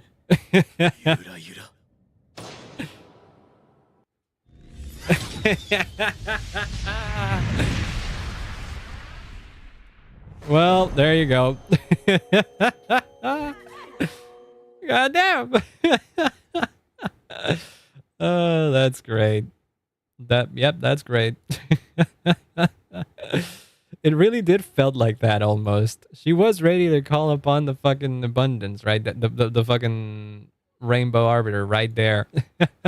That's the Shenzo in a nutshell, really. Yeah, it really is, huh? What's crazy though is that they can just do that. They can just do that. With at any given moment, they're like, Lux Arrow. Yeah, sure. Why not? They can just do that. Yeah, they just have the ability. At least the generals can. And yet we still don't have a full confirmation on whether or not they're emanators. Like, why do we not know that? Like, it feels like it's such an easy thing to just confirm that, yeah, the arbiter generals are emanators. But no, we don't have confirmation. Like, why don't we have confirmation? They basically are. Like, Jingyuan alone was able to like was able to like hold back Fantilia. That should make him arbiter. That should make him emanator level at least. Come on now. Fei Xiao's the most probable one after Marshal Hua. Yeah, maybe it's like more specific than that. Maybe just being given power by the Eon themselves doesn't necessarily mean that they are emanators, or maybe they need a special, I don't know, a special thing from the something like that. I was thinking closer to the Stone Hearts, where the Stone Hearts aren't exactly emanators, but they can definitely call upon the power of the preservation itself. So yeah, I could see that. Remove its steam wash state, shiny effect, so bad. Okay, so that just exists. Emanation grants you access to the entire path, or 95% of them. Yeah, but yeah, it's kind of different. The Hellbound Express. There's still no explanation about this this achievement. I thought this would change when you get the achievement, but no. Lucky chip. Thanks to the friend who gave me the chip. Phantasmoon's ravings. They say it, you hear it. Phantasmoon's crazed declaration. Does the description of that achievement change after I got it, or no, it does not? Well, Acheron is an anomaly by virtue of being an emanator of the nihility, right? Because like no one becomes an emanator of nihility because the Eon of nihility wishes it. So you can just straight up call upon eggs. I guess they can, huh? So you can use all of their power. Really? Is it like that? That's actually confirmed? I never really thought much about what kind of powers she could have exactly. But I do know that by being an emanator of nihility. No, I do know that being an emanator of nihility means that they just came into contact with Ix's body and survived. And that's how they just become emanators. It's not something that Ix does willy-nilly, because it's not something that they're aware that they're doing. It's different from every other emanator, yeah. Her just unsheathing her sword is eroding her every time. Yeah, that much I remember. That much I remember. That's why she fights with the sword sheathed the whole time. But damn, I still have a lot of questions. Holy shit. What the fuck, man? Oh, phone decoration, right? I forgot I can change this now. All right, bye, mem. Hello, Furbo, I guess. They still haven't given me a better profile picture than Peppy. If they ever release a dog, if they ever show a dog or something that's like cuter than Peppy, which I doubt, I'm gonna change my profile picture. But until that is the case, Peppy will remain my profile picture. If she yanked up on the path, X could legitimately possibly spawn where she is, because X wouldn't resist her use of the path energy. Fuck. That's wild. And considering that Nihility has always been a playable path, it's most likely that we will eventually get a Nihility Trailblazer. That will most definitely happen. And plus, Nihility is one of the 4 paths that could bring about the destruction, isn't it? Or bring about finality, I think it was. Sorry. So it's most likely that Acheron's role in the story isn't over. It is trying his damnedest to avoid that. Yeah. Didn't they mention... I think it was Kafka that mentions that if Nihility were to be the one that would be like the worst case scenario. I seem to recall something like that. For us to gain Ix's gaze, yeah.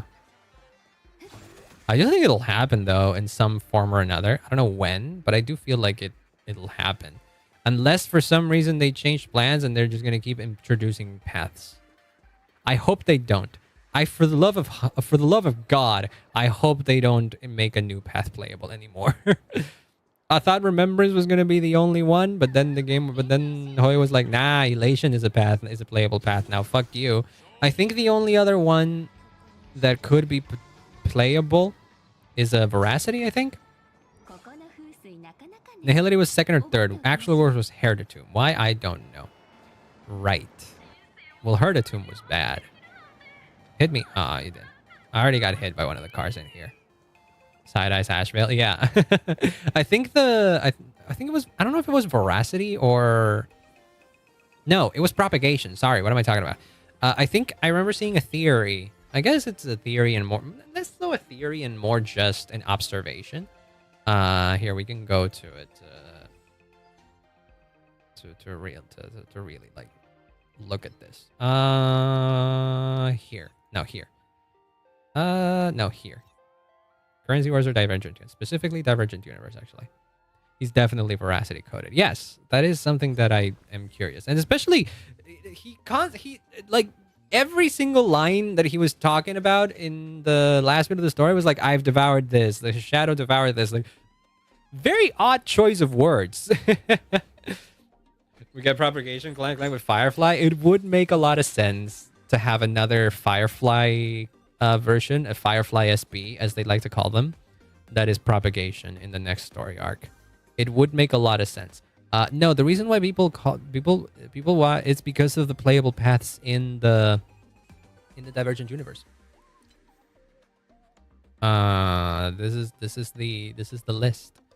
This is basically the list, because like you got Nihility, the Hunt, Destruction. Elation has been a playable path in the simulated universe since launch.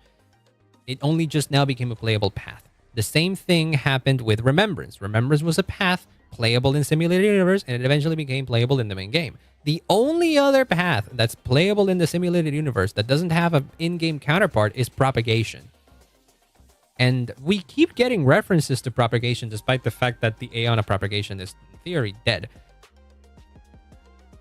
But remnants are still out there. Luocha has was it Luocha has does Luocha have the entire corpse of the Aeon of Propagation in his coffin, or was it just a part of it? Side-eye is the IPC. I have heard of this. Luocha has a piece of Tazaron's corpse. Exactly. There you go. And he wants to use that to fight the abundance. So like right, the Propagation is the only remaining path that has ever been playable in some form or another in the simulated universe or Divergent universe. And it's because of this that people are assuming that they're gonna add a new playable path, which is this. Tazaronth is sealed by Klipoth's Amber. Oh, that's where the connection comes. I see. That does make sense. I do remember seeing a lot of people talk about the IPC's connection to the Propagation. Light Goes Destruction on the Fall of an Eon. That is the free one, isn't it? I think Firefly has it. Funnily enough, I gave that one to Firefly. Wait, no. No, you have Clara's light cone. Right. Where Firefly? Where Firefly? I know you're here somewhere. I skipped you. There you are. You go here. No, that's just the vision. How do you read the... Oh, no, you... Here. It began with a flash of light. One by one, they fell as the threat of expiration loomed over them. They had to stop self-replicating. Oh, yeah, no, that's very much propagation, huh? And rush to embrace each other, trying to offer the right to reproduce in exchange for a possibility of survival. They held hands in a show of unprecedented unity, but the paths met an abrupt end, and they were headed to a true death. Is that implying a connection between... Is that implying that it was less than the preservation was sealing propagation, and more like they were becoming one?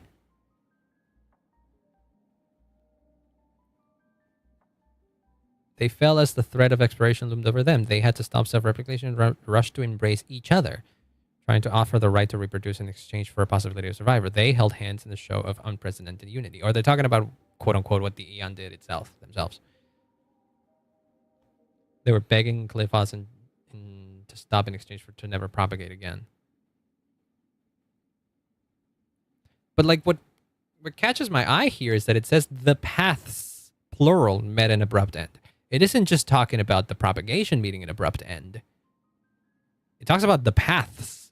And this is something about and reaching out and rushing to embrace each other. It almost feels like this is less that the preservation sealed the propagation and more like they both sealed themselves. I don't know. Could it be possible that they just became one? Am I too crazy? Is this too crazy of a theory, or am I reading this wrong? I'm willing to bet that I'm reading this wrong. Preservation was racking Tazzy, yeah. This conversation feels like something that Nihilux would be having, honestly. This is like Eon shipping, basically, is what we're doing. The past were in conflict. It does make a lot of sense, too. They kind of both line up in terms of, like, meaning, if you think about it.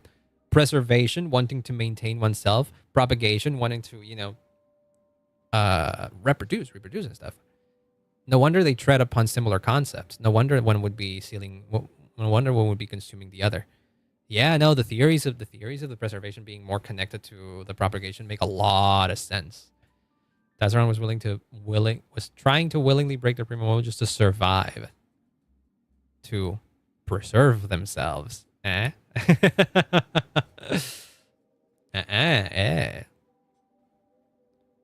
That's how brutalizing the beating was. Yeah. But yeah, it would not surprise me that whatever place we go to next, whatever new story arc we got, may bring propagation as a playable path. The problem is that how the fuck do you even make propagation a playable path? People had like inklings of what the elation path would be like based on what the elation blessings were in like simulated universe. And specifically, the way that the elation blessings worked in simulated universe originally is that they were specifically focused around follow-up attacks. And if you really just like boil down the elation path, they're just fancy follow-up attacks. Like the elation path as a whole is just a general follow-up attack that every elation character has access to. That's basically it. And propagation specifically is also linked to skill points in a way, isn't it? Propagation, if I recall correctly, the blessings of propagation all revolve around the amount of skill points being spent and stuff like that, isn't it? No, I'm not supposed to check these ones. I wanted to check gallery of possibilities here. Blessings. To have more propagation. Here. Every skill point gained consumes soul chrysalis. And soul chrysalis, butterfly soul, yeah. It could be. Yeah, it could be. They're all relating to skill points. And skill points are largely a mechanic that hasn't been exactly like explored much. Outside of certain characters. Like, funnily enough, I don't know, actually.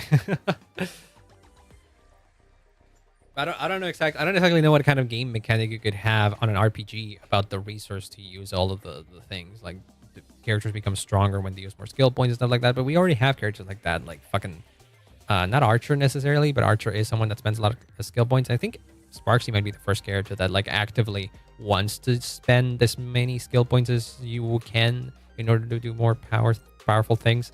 Fucking Dan Hung, the cooler Daniel, also spend more skill points, do more powerful strike.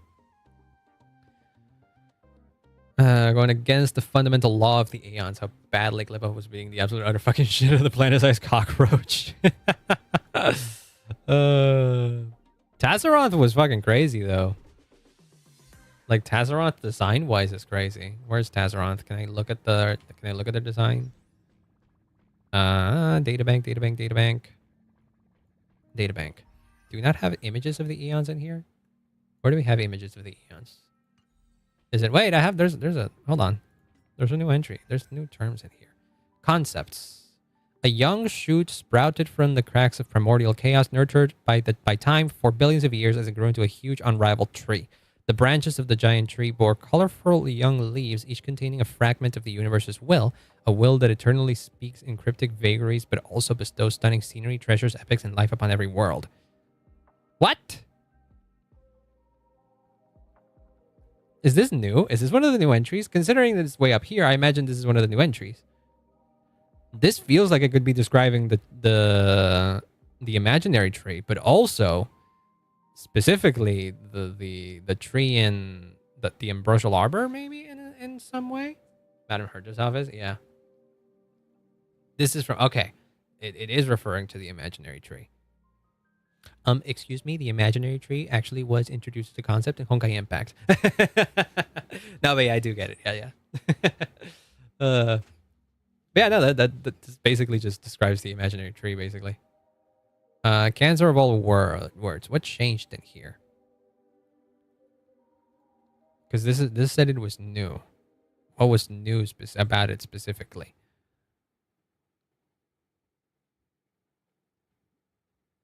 The harmonic cancer bit? But just now? But like, I feel like I should have read this. Did I really not open the data bank since this was updated? Some propose a different theory that the Stellaron originated from Sipe and it's actually the harmonic cancer. Yeah, I remember the revelation. The Legion's commander, Lord Ravager Selenova, is believed to be the one who spread the Stellaron. Rumors suggest a lingering tie between her and the family, though the truth remains unknown. Plain Arcadia location? Well, this does make sense.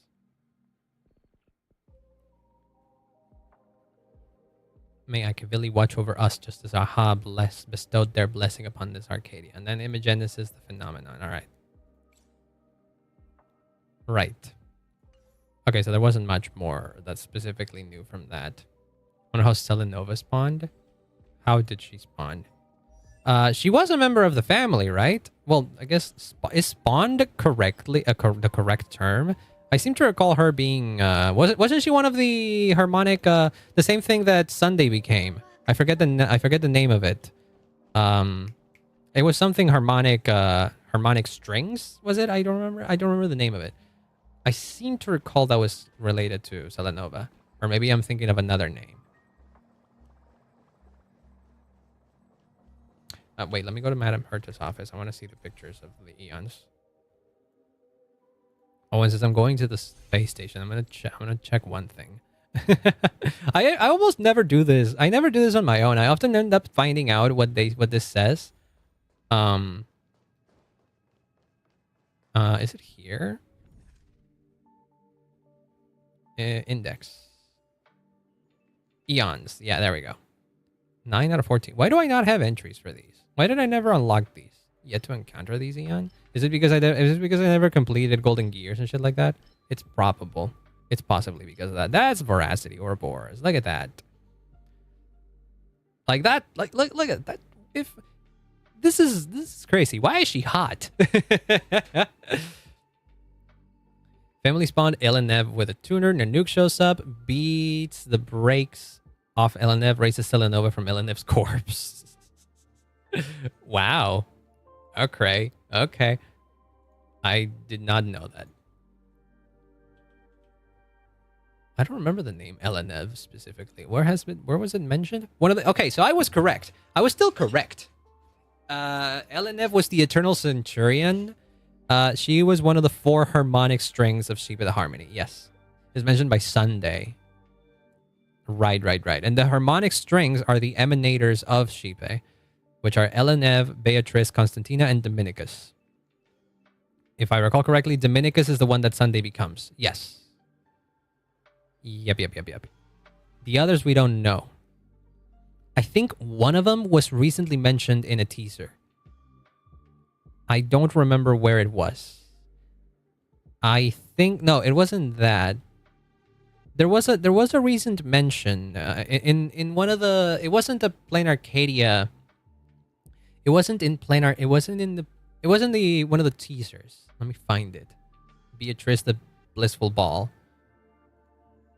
Beatrice with a Z.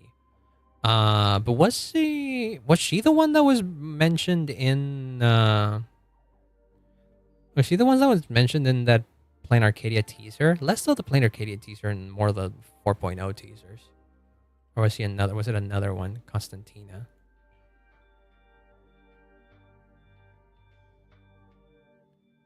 Robin says the Blissful Ball need not grace us. It was Beatrice. Okay. Yeah, I remembered it. I remember that. Yeah, because I remember people pointing that out. Specifically. Because she was seen with another character as well, wasn't she? It wasn't just that she... It wasn't just that, what the fuck is this thumbnail? Holy shit. Hold on. Beatrice's tuner. Yeah, exactly. It wasn't Beatrice themselves. I was confusing the tuners with the harmonic streams themselves. That's true. Star Rail. Let me go to the...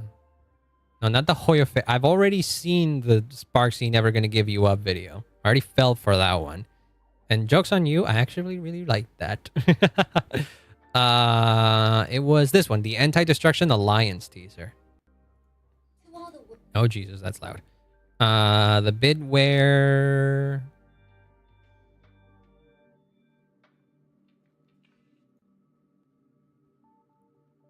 Oh, we straight up saw her on the teaser.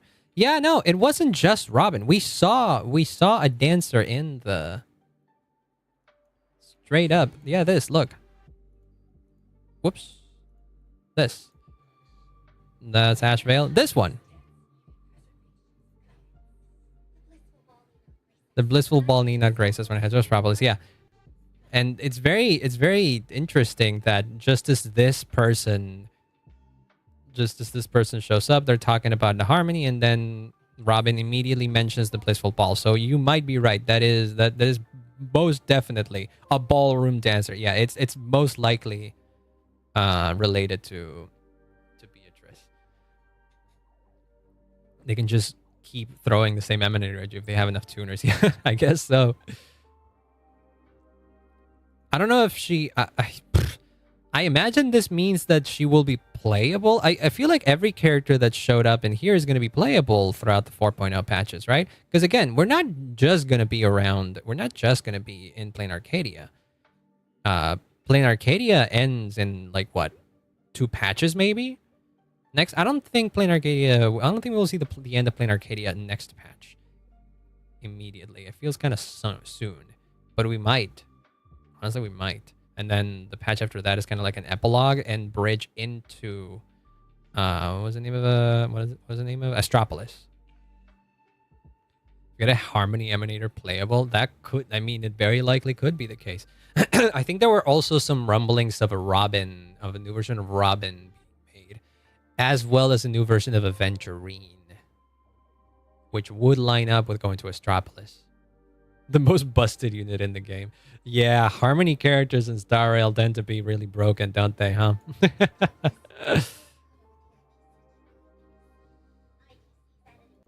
I do still think that there's more. Like, I feel like there has to be more about Kuchiba. There has to be more from Kuchiba, man. Like, she even has like a segment in this very important trailer. Like, what the fuck? And we still have yet to see...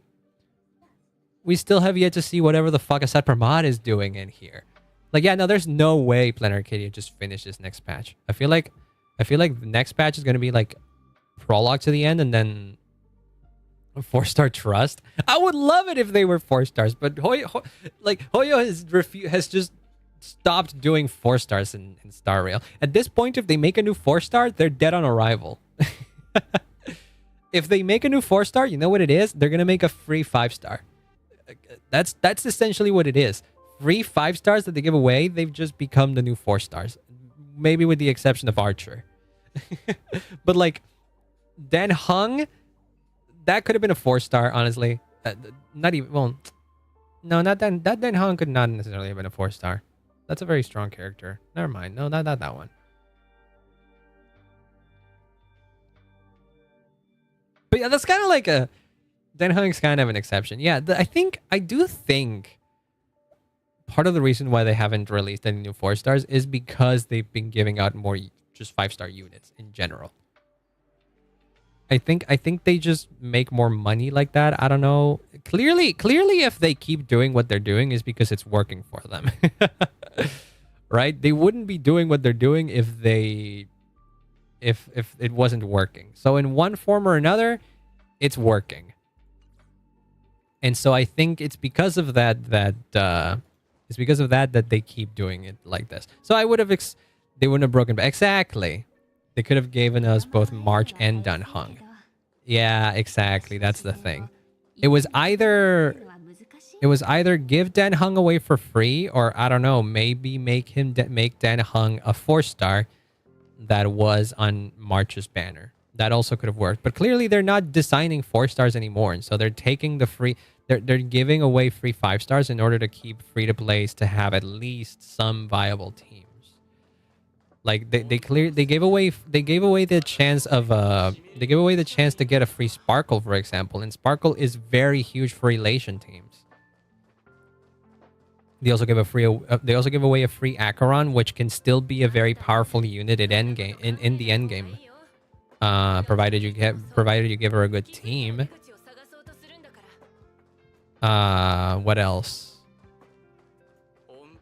They give away a free... when they give away Ratio, that was an outlier when they give away Ratio. Nowadays, he's not particularly useful in the meta, but I do think you can still, like, do shit with him, probably.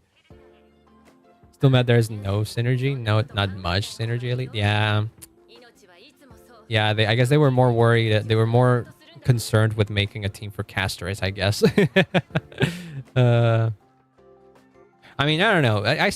I do really like the fact that Evernight can honestly just be her own thing. Like this team that I have is one of my favorite teams to play as, and it is Mono Remembrance. It's kind of boring in terms of like team synergy, but it is cool. It is cool. I feel like they could have reworked how they worked or something. I don't know. At least we got it. At least we got him. I'm glad that we did, because I would have never pulled for him in other circumstances. So I'm glad that I'm glad that we got him for free. I needed a good shielder. I never pulled for a shielder ever. The only preservation unit I ever pulled for was Fushuan. That is literally the only preservation unit I ever pulled for. So I was missing a shielder from the beginning, and Gepard was not going to cut it. I'm glad it's so funny that I still have this Kafka team built. I wonder how useful this team still is, even with Kafka being buffed and Ranmei being here. I feel like I'm missing Ho-Ho to make this team a bit more viable, at least. Winning March to raid Cyrene's closet. I don't know what's more possible, for them to make a different version of Cyrene or for them to make another version of March. It's likely that we're going to get another version of March at some point. I mean, they've established a pattern with giving Dan Hung 3 different versions, so it wouldn't surprise me if they give March another one. Another one down the line. Whenever we find out more about the Garden of Recollection and stuff like that, it wouldn't surprise me if we get another version of March. I wouldn't be against it. I would pull for it. I would, in fact, pull for it. Where did I want to go? I don't know, anywhere. Harmony Den Hung? Does that even make any sense? I don't know if it makes a lot of sense. But then again, how much does preservation Dan Hung make sense? Well, preservation Dan Hung makes a lot of sense considering he wants to be the protector of the Express. It could make sense. He wants to keep the preservation does make more sense. I guess we just have to find an excuse to make. But okay, how about this? Harmony March. I don't know. Does that make more sense? I don't think it makes more sense either. There's one spot that I want to go, which is the fucking park. Where's that park? The music in that park is neat. Wait, what? Wait, where specifically? Where the heck is the place that I want to go? Is it here? It's here. It's the entertainment plaza. That's what it was. Understanding, supportive, and cooperative actions are manifestations of the path of harmony. Maybe it does make sense. Yeah, maybe it does make sense. It could work for Dan Hung, but personality-wise, he's closer than March. That's true. Why does it feel like there's two songs playing in here?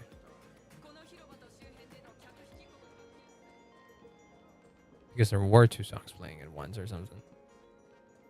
I want the... God, shut up, you people.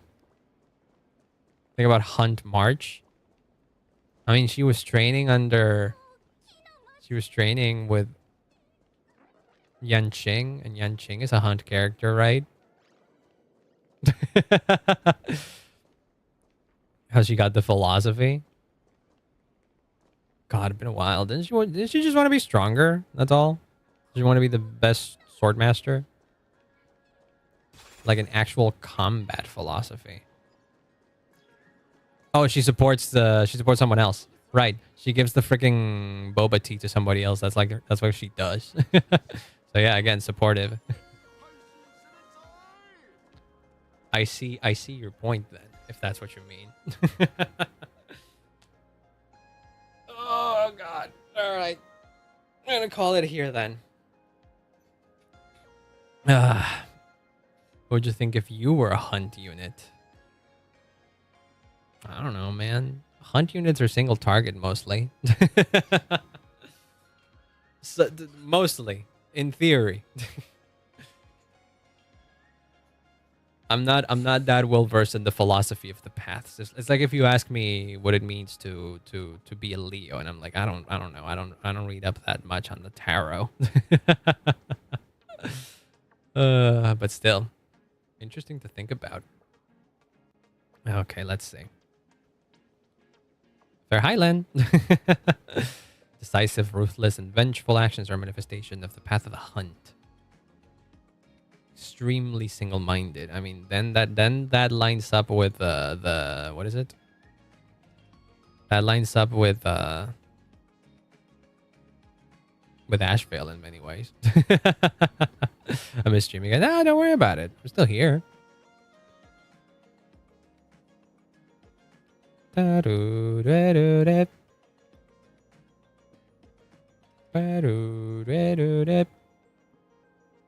March acted during their training. It was to get back at Scott. Was it not? Extremely single-minded to not disappoint her masters. True. That is true. Trying to look up if we want to raid somebody, and I'm like tired. So no raid. I guess we can always raid Nor, but that's what we always do. Combat paths are philosophy during fights. I mean, it does make more sense to think of them as to think of them as to how they line up with the character's combat style than how they think, right? Because like by that definition, Fushan shouldn't be preservation, not your overall ideologies. Yeah, that makes more sense. Then Hung is a permanence path strider. Yeah, more specific, like specifically when it comes to like his philosophy and his origins, he is a permanence path strider. Like Coralie in Honkai Impact Third. Did you know that? Does she count? Wait, I'm curious. I'm curious. I know that the Honkai Star Rail wiki has entries for. I know that the Star Rail wiki has entries for Honkai Impact characters. Permanence. I remember peeking the permanence wiki at some point. Reeks of remembrance. Oh yeah, I know for sure. What's like the popular theory on what March is? A fragment of Fully? Wait, no, she is a fragment of Fully, like straight up. Like, isn't that what the pure children of Anasrava are? Yeah. Okay, that's what I wanted to know. That's awesome. Let's fucking go. My girl made it. My girl made it. I remember this. This is the list of permanence path striders, and then you got lore associated characters, which are characters that appear in Honkai Star Rail, and then others are Naralav, Coralie, Calamitous Dragon, and Nana. These are all Honkai Impact characters. These are all Honkai Impact characters. And I suppose if you press them, it takes you to the core, the Honkai Impact Third wiki. Look at them. Yeah, that's a dragon. That's a permanence. That's a permanence path strider. Also hot as hell. If they don't make her playable, in Honkai Impact, I will fucking kill someone. She's too pretty. She's too hot to not be playable. Also, her design in her model on Honkai Impact is like too detailed. But yeah, no, Coralie is a permanence path strider because she does have like a draconic form that she gains from Naralab. So yeah, it is the strongest. It is quite possibly the strongest association between Honkai Impact and Honkai Star Rail. UBS starts sharpening your sword. Wait, that guy's UBS? That just looks like that Hung.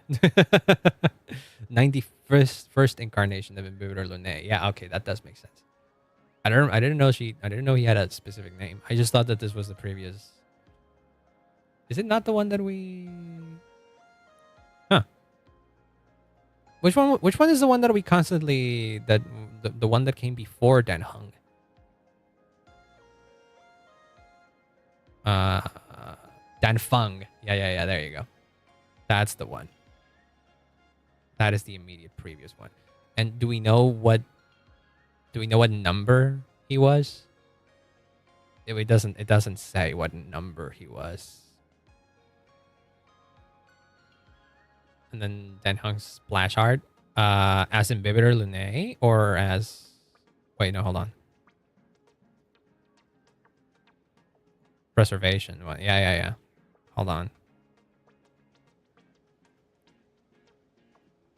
We do that. Why is this such a small image, for fuck's sake? There we go. I already had it open. I'm a fucking idiot. Where's Dan Hung?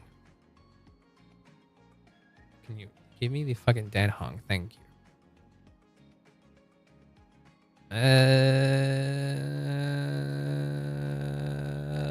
It's easier if we just Google this. Bermans or Tarai. God dang it. Oh, I never noticed that. Yeah, you're right. Curious. Wow, look at that. That's cool. Literally the same exact fucking pose. Wow, that's cool. Look at that neat little Easter egg. I'm surprised I didn't catch that. I mean, not that I probably would have not caught it, but I'm surprised I didn't see a post or something about this on Reddit. Because it's him. Yeah, no, I could see. I can see that. Or are you implying some sort of reincarnation shenanigans here? I mean, I know that reincarnation is basically the whole thing of the Vidyadhara, but he's always the same. Yeah, I mean, Dan Feng don't particularly look different from Dan Heng. So yeah, so the implication is that they always look the same. Has never changed. Yeah.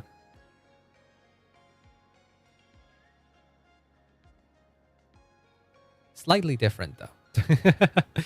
Slightly different outfits. But yeah. Neat little detail there. Whoops. Seeing yourself, say hi to yourselves.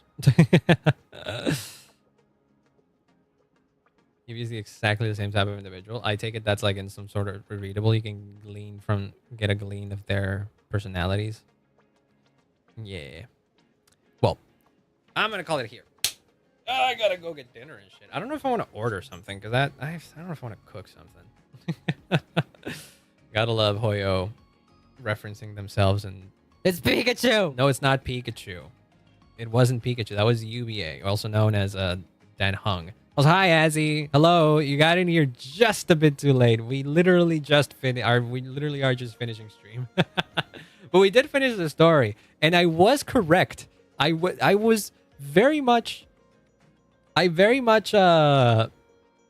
underestimated how long this last bit was going to take me. I expected it was going to be crazy and filled with a lot of lore, so I would have wanted to have a lot of time to like process it. So yeah, it could do a lore discussion stream. Those are more often than not, the streams where I'm literally just playing the game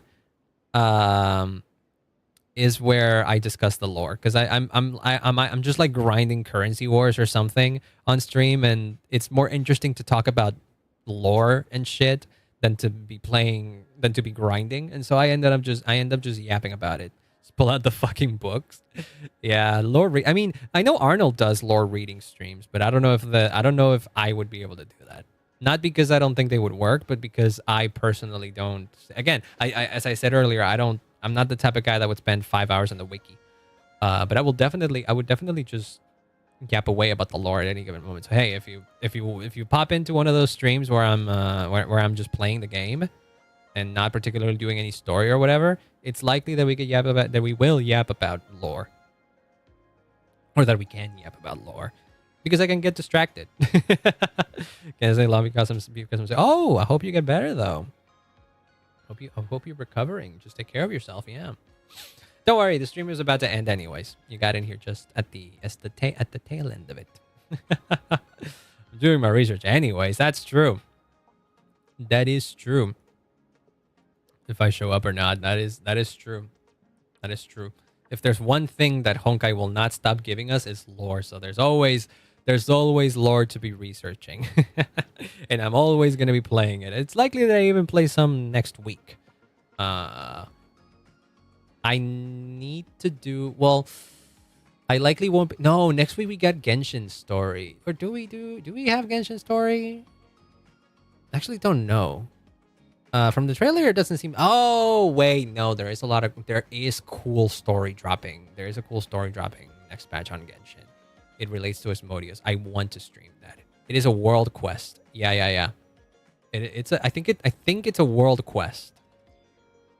From what it seems, it's a world quest. Though I don't know. I'm not sure. Temple of Space. Yeah. That is crazy. That I need to play that, and I need to be there on stream. They kind of just brushed it off in the trailer, as if it isn't a big deal, like because like there is no character to be pulling that is related to that. The thing that you should be caring about is freaking Linnea, because Linnea is adorable, and I agree with that. I don't mind that. But the thing that I'm really looking forward for that patch is that specific area to explore. I need to be in there. I don't know how I'm gonna sleep. Well, I know how I will sleep. I don't often lose sleep because of lore. But good luck to you, my friend. Please befall. No, not befall. Not befall of all songs. Play fucking Moon Halo, if anything. Dude, if they do make a reference to Befall, I'm gonna lose it, though. I will lose it. I'm gonna listen to it before. In fact, the stream that I decide to do whenever I do the stream that I go into that place, I'm gonna fucking play Befall on stream. If the game is not gonna do it, I will. When Asmodee shows up again, it's likely. It's honestly likely. Though Genshin has separated itself from Honkai lore a lot, which is fine. It's also likely that we hear a callback to that in Star Rail, but there's less connections to it. There's gonna less. There is a precedent for Honkai Impact songs showing up in Star Rail. I don't think there's a precedent for Honkai Impact songs showing in Genshin. I don't know. Hopefully, I want to see that. I would like to see that. Yes. Still, this has been fun. No raid because I'm tired and I want to go get something to eat. So, Asmodee deserves it. Asmodee does deserve it. She is literally Kiana, though. Like, she's voiced by Kiana. They have to do something in there. Was fun. Yeah, I love discussing lore. Well, good night, everybody. Hope you have a great rest of your day. Thanks so much for hanging out. I'll be seeing you when I see you then. Bye-bye.